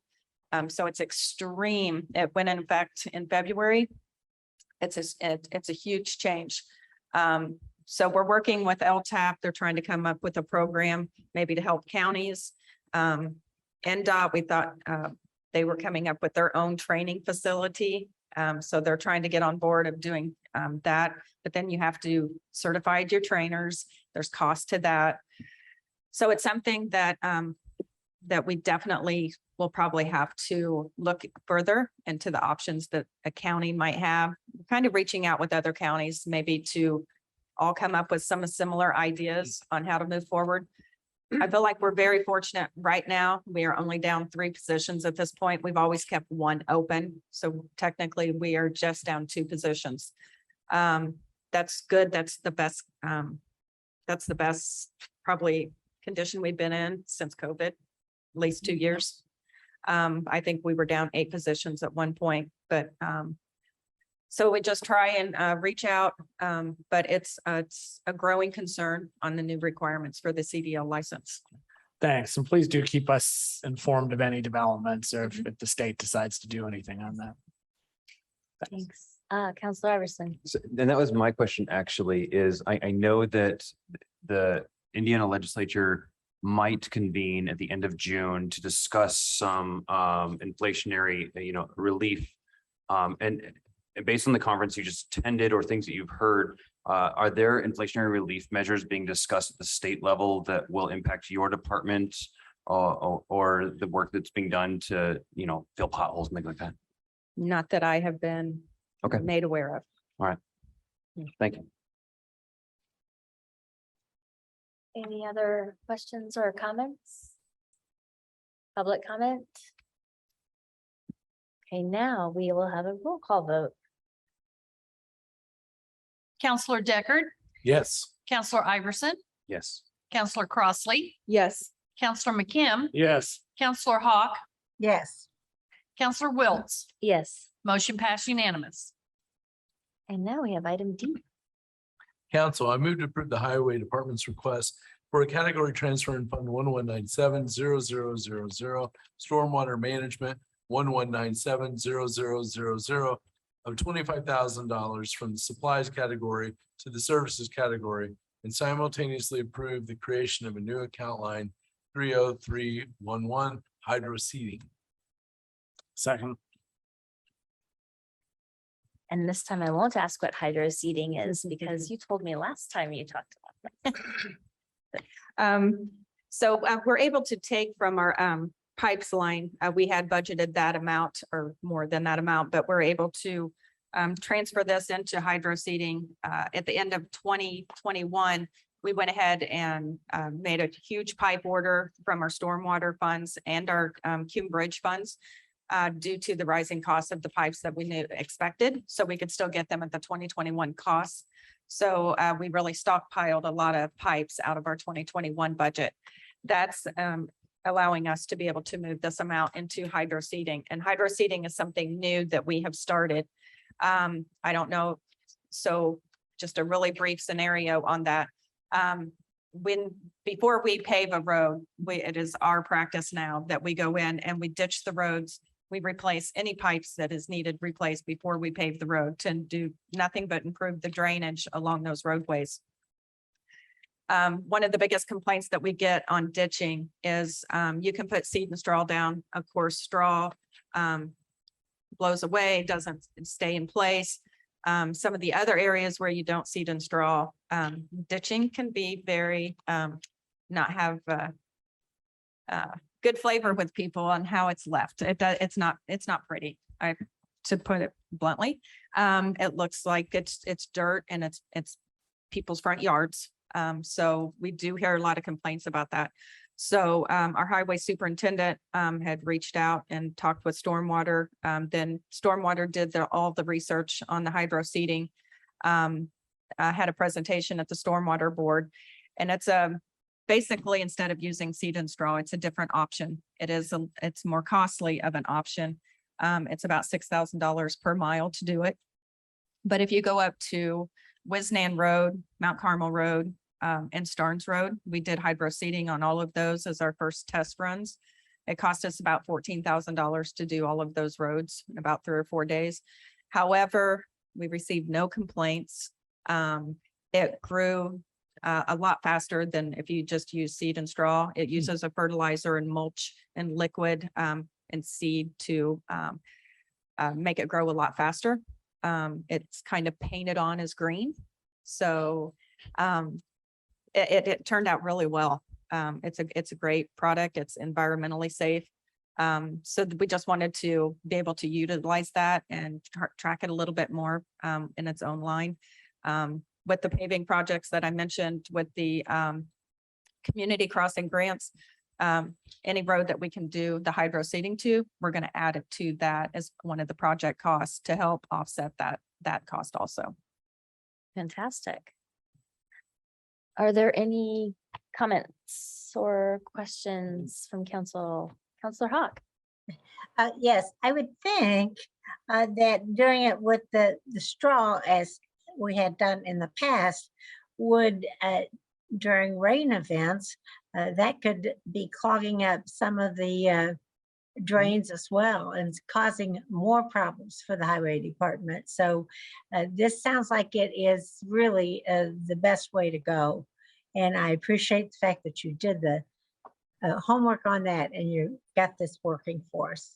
I think it's a good. It did program. really well. We anticipate the cost actually could double next year from what we've been told by the contractor.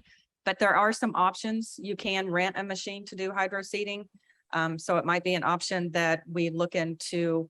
We will definitely look into the cost options, whether or not to hire it out or if it's more cost efficient for us to try and use our crews and rent the machine and buy the material and do it in that way. Just to try and save the cost on it, because it is not cheap, but it's a better way to control and control the erosion. Yeah.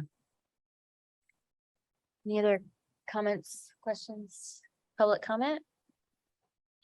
Roll call vote, please.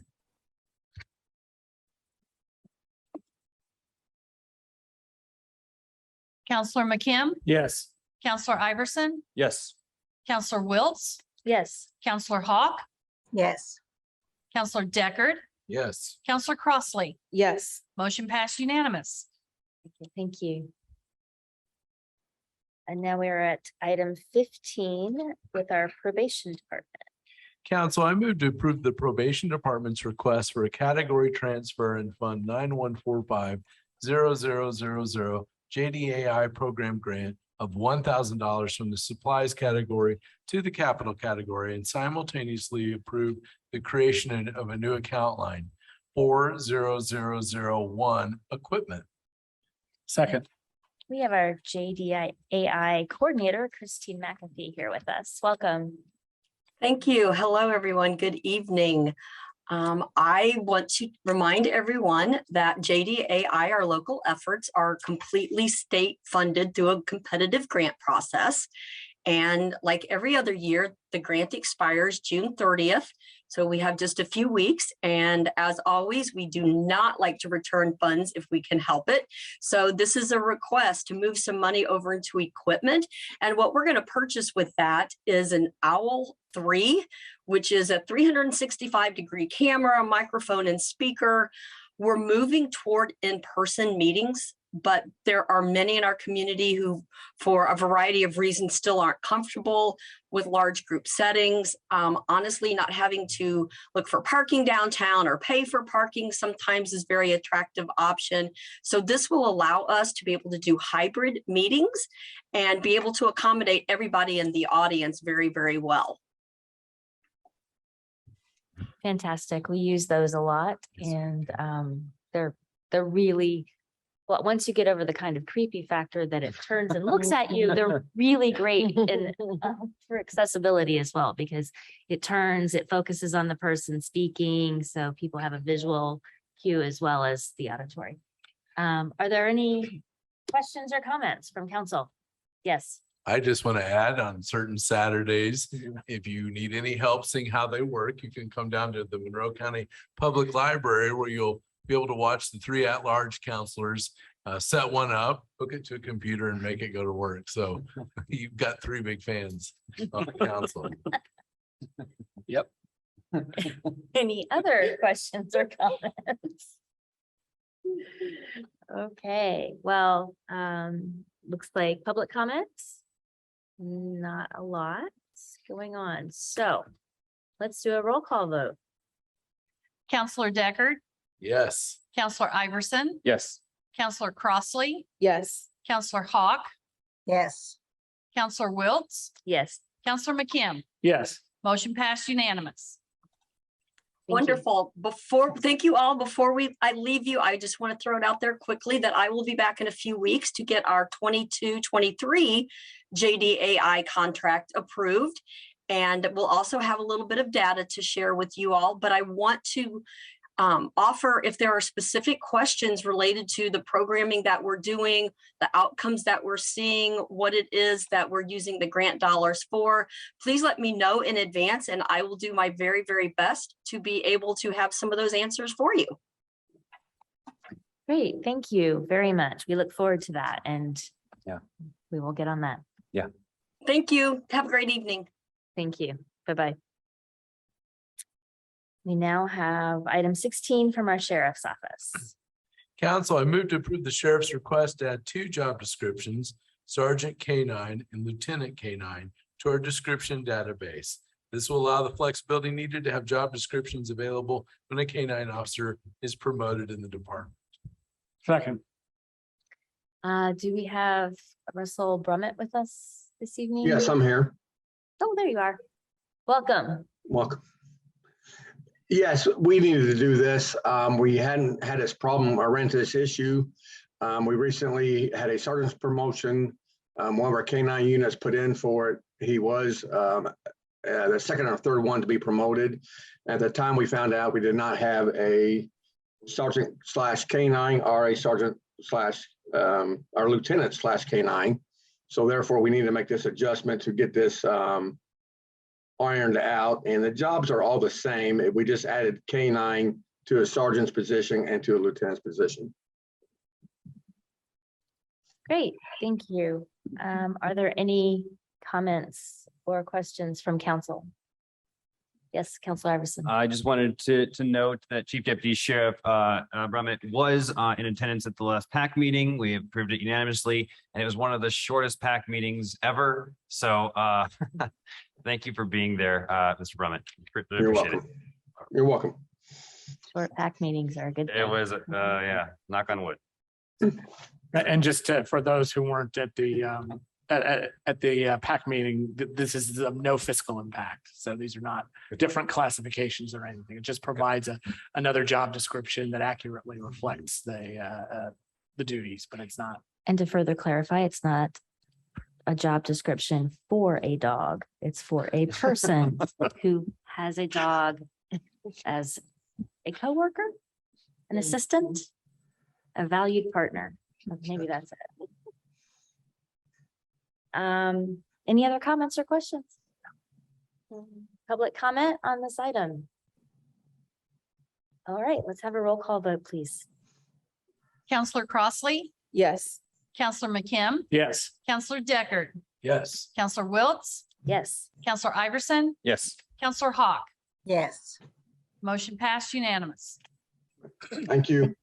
Thank you for being here. Now we're at item 17, Public Defender's Office. Council, I move to approve the public defender's request for a category transfer in Fund 9160-0000 System Navigator of $15,000 from the personnel category to the services category, and simultaneously approve the creation of a new account line 30006 contractual. Second. And it looks like we have Michael Hunt, our public defender, with us this evening. Welcome. I believe you're on mute.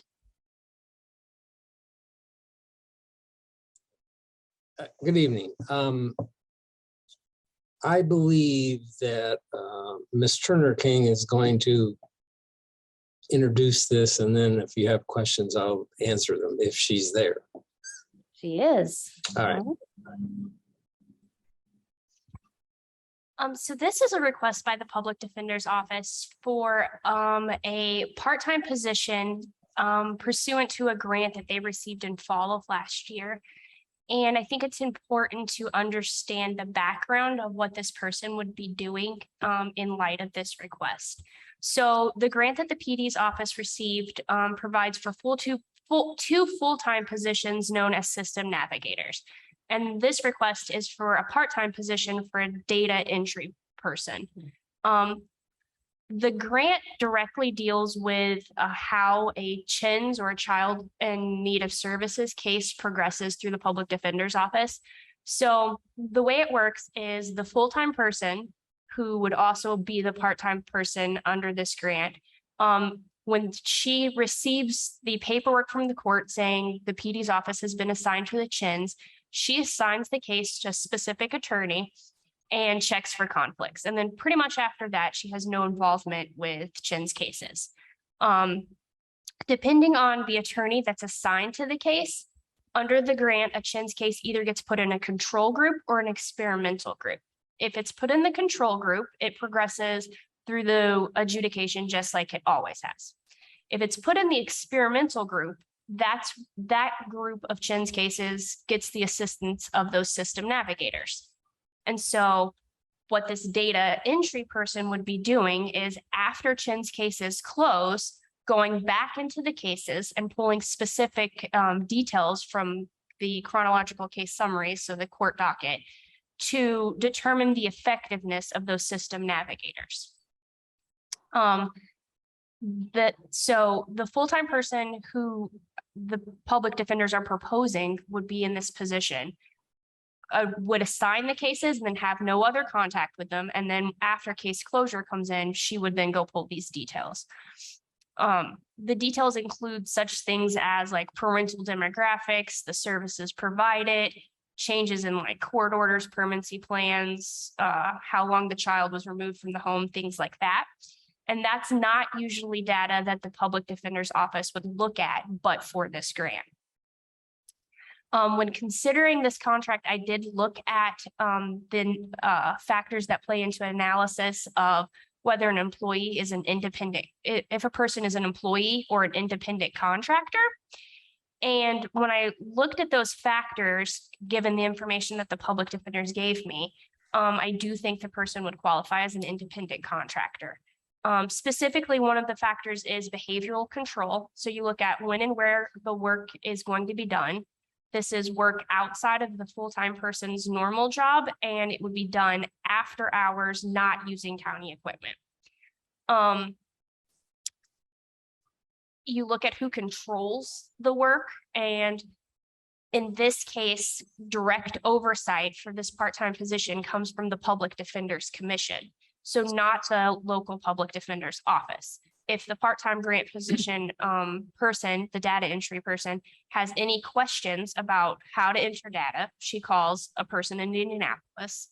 If the person in Indianapolis tells her what information they're looking for, the person in Indianapolis creates the form and database that she enters everything into, and they set the timelines for her to enter that data. So really, the local PD's office has no oversight for this data entry position. Their role is that they received this grant and then they would be distributing money under the grant. The other factor that comes into play for an independent contractor is the type of relationship that we would have with this person. And the contract indicates that, they are an independent contractor, they would be receiving no benefits, that this is a temporary grant position. And again, it just clearly notes that the PD's office has no direct control. That was a lot. Any questions? Anything to add, Mr. Hunt? Yeah, I might add just briefly for the council, this program is federal money through the Public Defender Commission. It's a type of pilot project. They want to see whether these people they call the system navigators who assist people in termination of parental rights cases and children in need of services cases with services and counseling and things that attorneys don't normally do. Whether that position helps the children and the families. And so we were lucky enough to be chosen by the commission to be one of the counties to do this pilot program.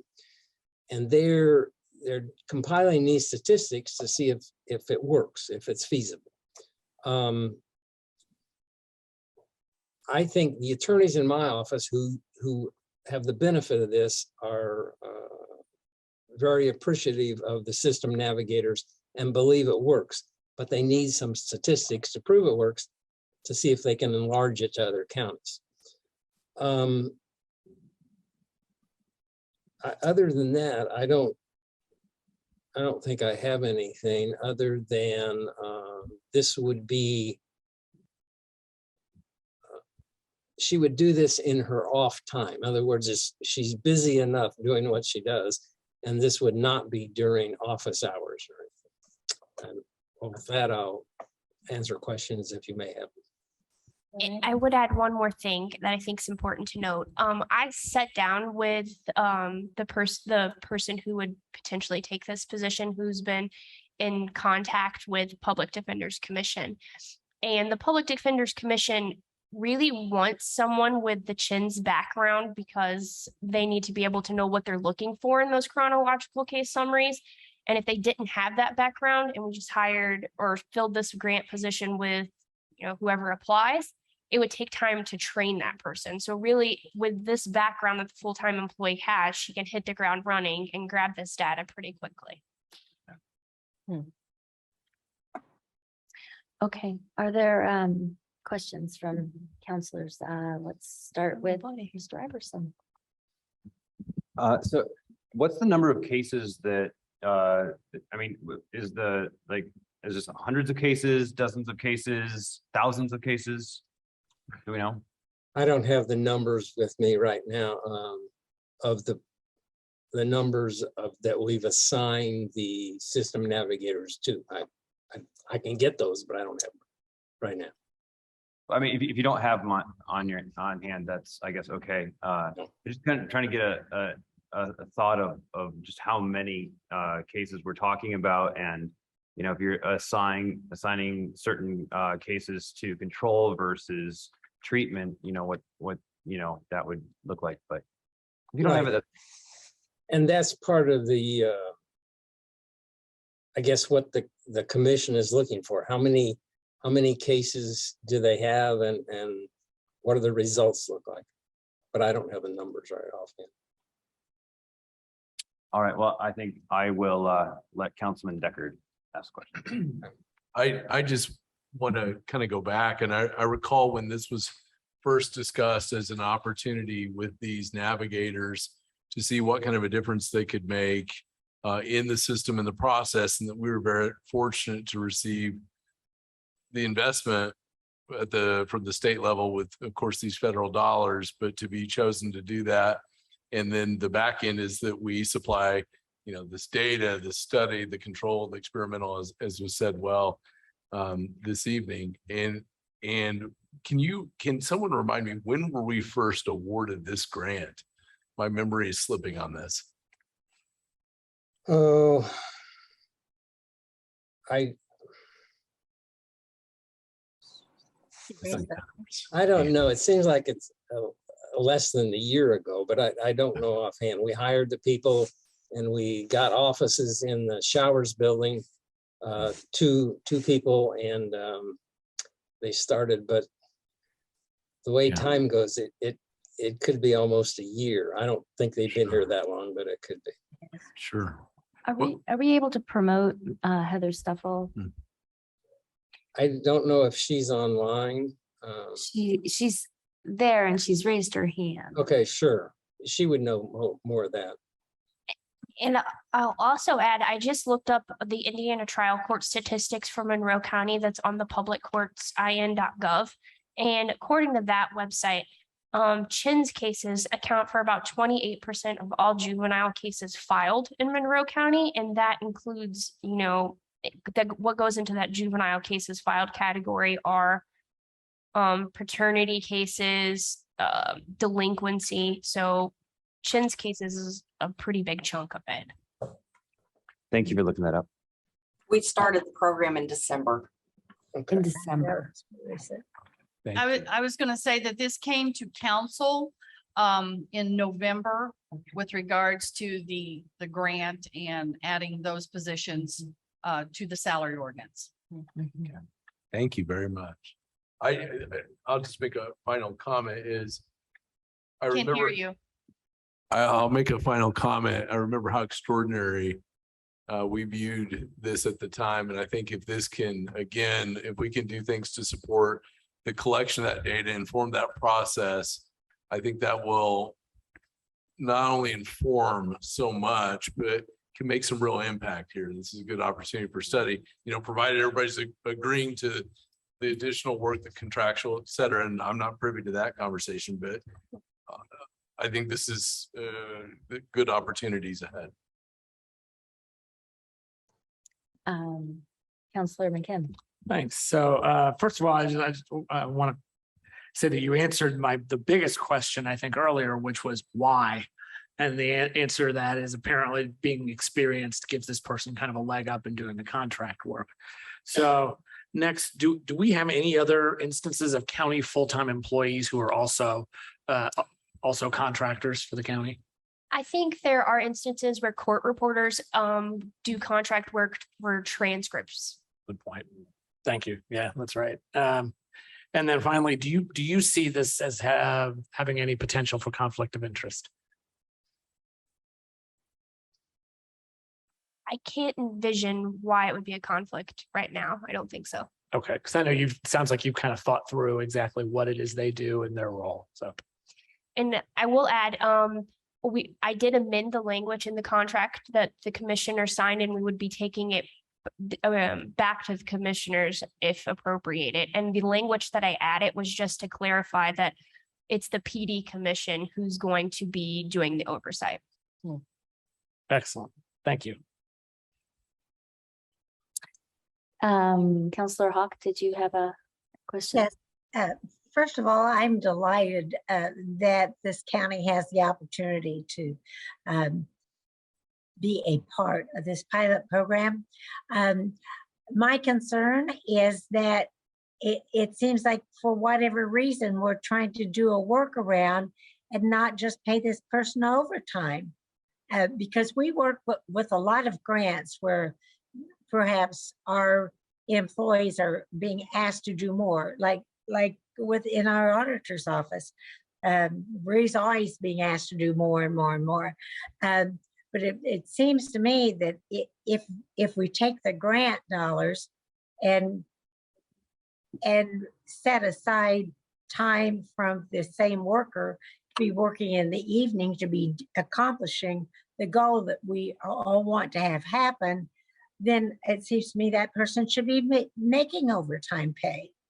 You know, her regular salary plus overtime pay. And why are we not, is this to get around paying her overtime? I just don't think that's appropriate. No, it's not to get around paying her overtime at all. In the grant, there were funds set aside specifically to have someone compile these statistics. Certainly. So the money is there, and she's agreed. I think the analogy of the court reporters is exactly right. They type up transcripts, etc., on their own time, and we pay them. That's not overtime for them. That's in their separate time, and we do that every day, every week. So it's analogous to that. It's not quite the same thing. It's exactly the same. Contract. Let me ask you this. I don't see anything on the contract that says that contract is for, maybe it's in there, so much an hour for all the hours that put in by the person you're contracting with. I mean, what's the difference between that pay and what her regular pay, the person's regular pay is if you're paying overtime? I don't know. Molly may know that. I think that's something we should know.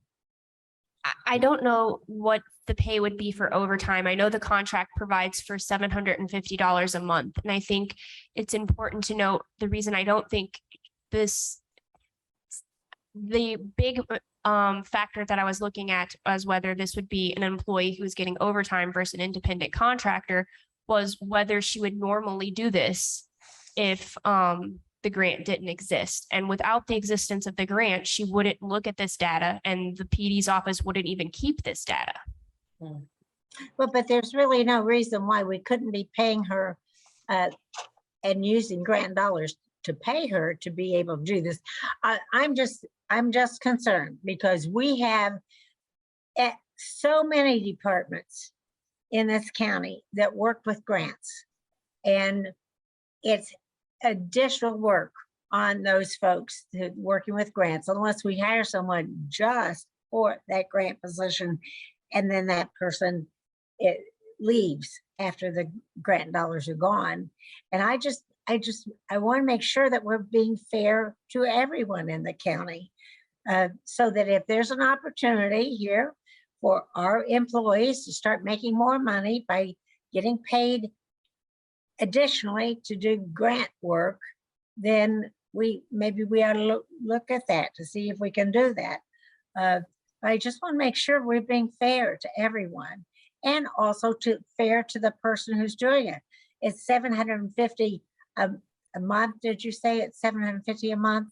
Okay, how many hours do you expect that would be for the $750 a month? I don't think we know that because we haven't started it yet. So it's more of a fee for service contract. It's not an hourly contract. It's Okay.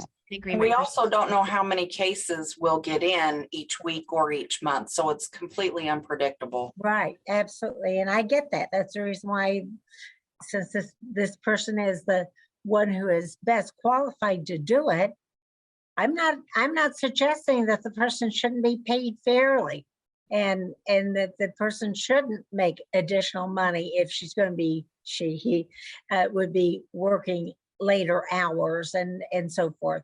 But I have concern that we're setting a real precedent. If we're going to do this, then I think we need to be looking very strongly at the auditor's office, because they're doing a lot of extra work because of all of these grants and that ARPA money and everything. So maybe we need to just pull money out of there and give them, extra money and so forth, because they're putting in a lot more hours, a lot more time. I just want to be fair across the board. The money's included in the grant, and so we're not taking any extra money. It's just comes with the grant. We're just assigning it to this person. I will say this. The chief counsel of the Public Defender Commission, Derek Mason, knows Becky, who's going to do this job. And so that's one of the reasons he picked her, because he knows her work and knows what she does. And so he asked if we could do this. And I said, we will see. You do understand, I'm not objecting to her doing this, and I'm not objecting to her making money to do this. I'm just saying we're setting a precedent, and so we must do this for everyone. It's already been set with the court report. I appreciate. Anyway, that's we're not going to agree on this, so let's just move on. We call it. Okay. Right. All right. I think that you've made a good point about the separation of this job with respect to the regular work, and that makes a really big difference. Any other council comment? Okay. Any public comment on this topic? Could we have a roll call vote, please? Counselor Iverson, Yes. Counselor Wiltz, Yes. Counselor Hawk, No. Counselor Deckard, Yes. Counselor McKim, Yes. Counselor Crossley. Yes. Motion passed, majority 5-1. Thank you very much. Thank you. Okay, we are at item 18, and that is our legal department. Council, I move to approve the request for an additional appropriation in Fund 1000068, General Fund Commissioners, in the amount of $10,000 in the services category, and to simultaneously deappropriate in Fund 11140068, Lit Special Purpose Commissioners, $10,000 in account line 33021, Girls Coding Camp. Second. Oh, sorry. And so this request is to deappropriate $10,000 that was appropriated in September of 2021 for Girls Coding Camp, which is a project that the Women's Commission supports. When that appropriation was made, it was taken out of the special purpose juvenile lit.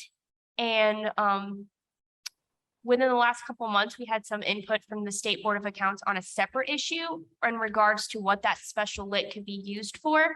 And that's a fund that can only be used for the operation and maintenance of a juvenile detention center and other facilities to provide juvenile services. So this request is to deappropriate that amount of money in under the special lit and to reappropriate it or appropriate it under the support for board so that the girls coding camp can still receive the money that we originally intended for them to receive.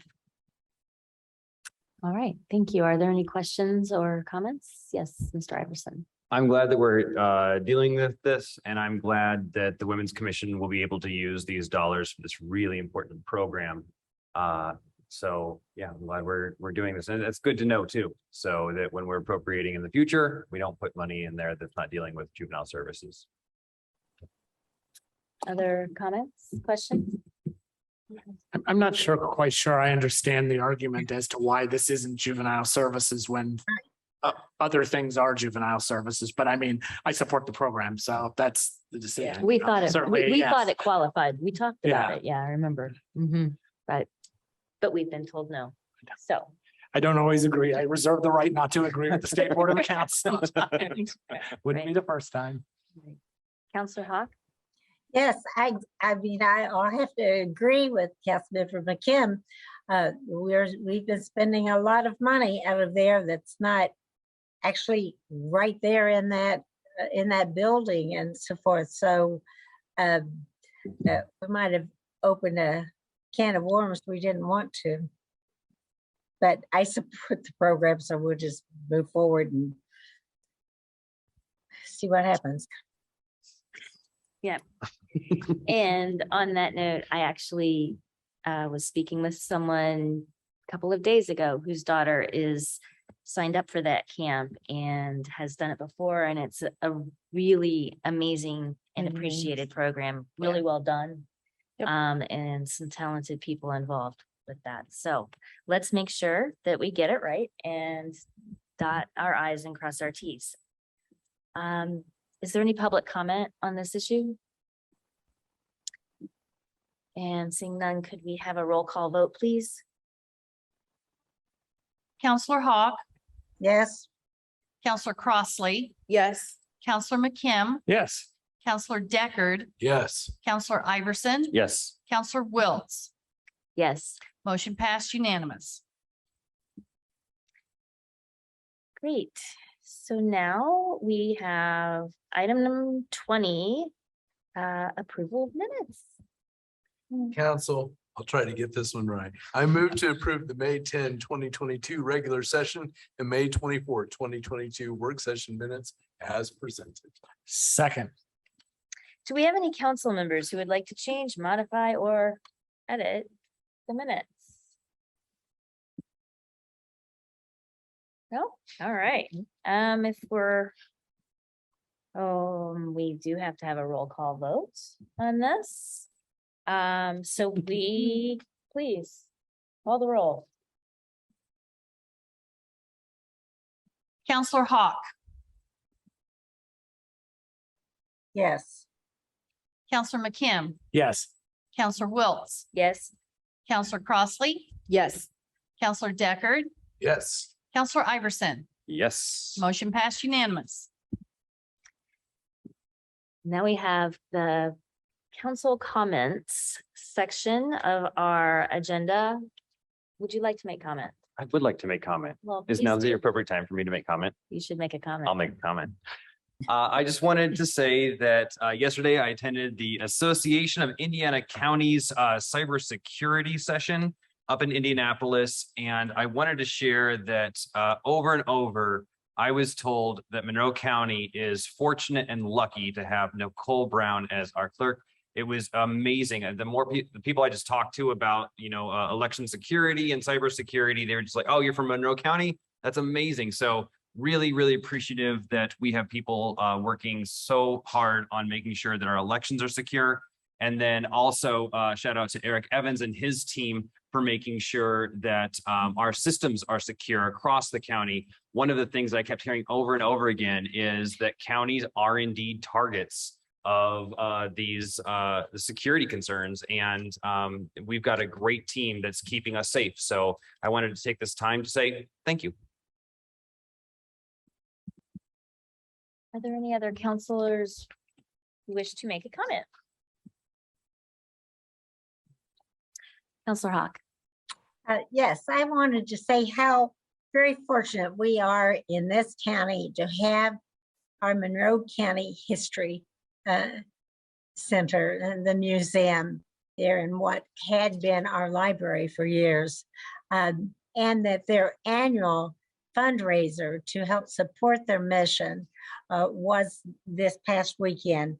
And I wouldn't miss that for the world. And I've got to tell you, it was wonderful to run into so many lovely people.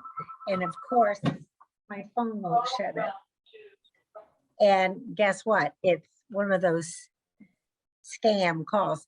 It was great to see Peter Iverson's in-laws there. And she had walking sticks. I said, that's just what I need because I had a great fall the other day and was hobbling around. So I just wanted to say that we have great people here in this community that work so hard to put that together. And those ladies really put on a real great sale. And that means a lot for us to be able to have our history museum right there and to be supported by that. And I was happy to see so many of the county council people there supporting that. So our council president was there. And so that was nice and I appreciate it. It was one of the best parts of the whole summer. It was indeed the place to be on Saturday morning. Yes. So just a couple of things. One in particular, I'll have to echo something that Council Member McKim said earlier is that I really would like to start having the conversations and pushing the needle forward in terms of how we can progress forward with the convention center expansion. I think that's something that we keep continuing to talk about, and I think it's something that is necessary. So whatever forces that need to start moving, I'd love to see those forces to start getting the ball rolling on that. Also, this weekend is pretty interesting. There's lots of events that are happening. One that is also near and dear to myself. I know some people might not think this might be appropriate to say, but I'm just going to say it. Is Juneteenth is something that our federal government just decided last year to put forth into a national holiday. And it's not something that's necessarily commercialized as we've seen other holidays and things like that. But it's actually something that's near and dear to myself, besides it being my mother's birthday. It is something that June 19th, 1865 is when the last slaves were actually freed in Texas. And although this might be a new concept for some people to celebrate or might not know, I would hope and encourage that we take the time to observe that and do some history and do some research into that. I know that the city of Bloomington are doing some things that are happening on Saturday, and I really would like to see something on the county side, maybe in years to come, to try to observe this as well. So just as we say, it's not a day off. It should be a day that we are, just educating ourselves further, as it is something that is very near and dear to me as an African-American. And it's also Father's Day weekend. So to the dads up here, happy Father's Day. Indeed. Well put. Well put. Any other comments? I will leave you all with that. I don't think I have anything more important to add. So with that, let us be adjourned.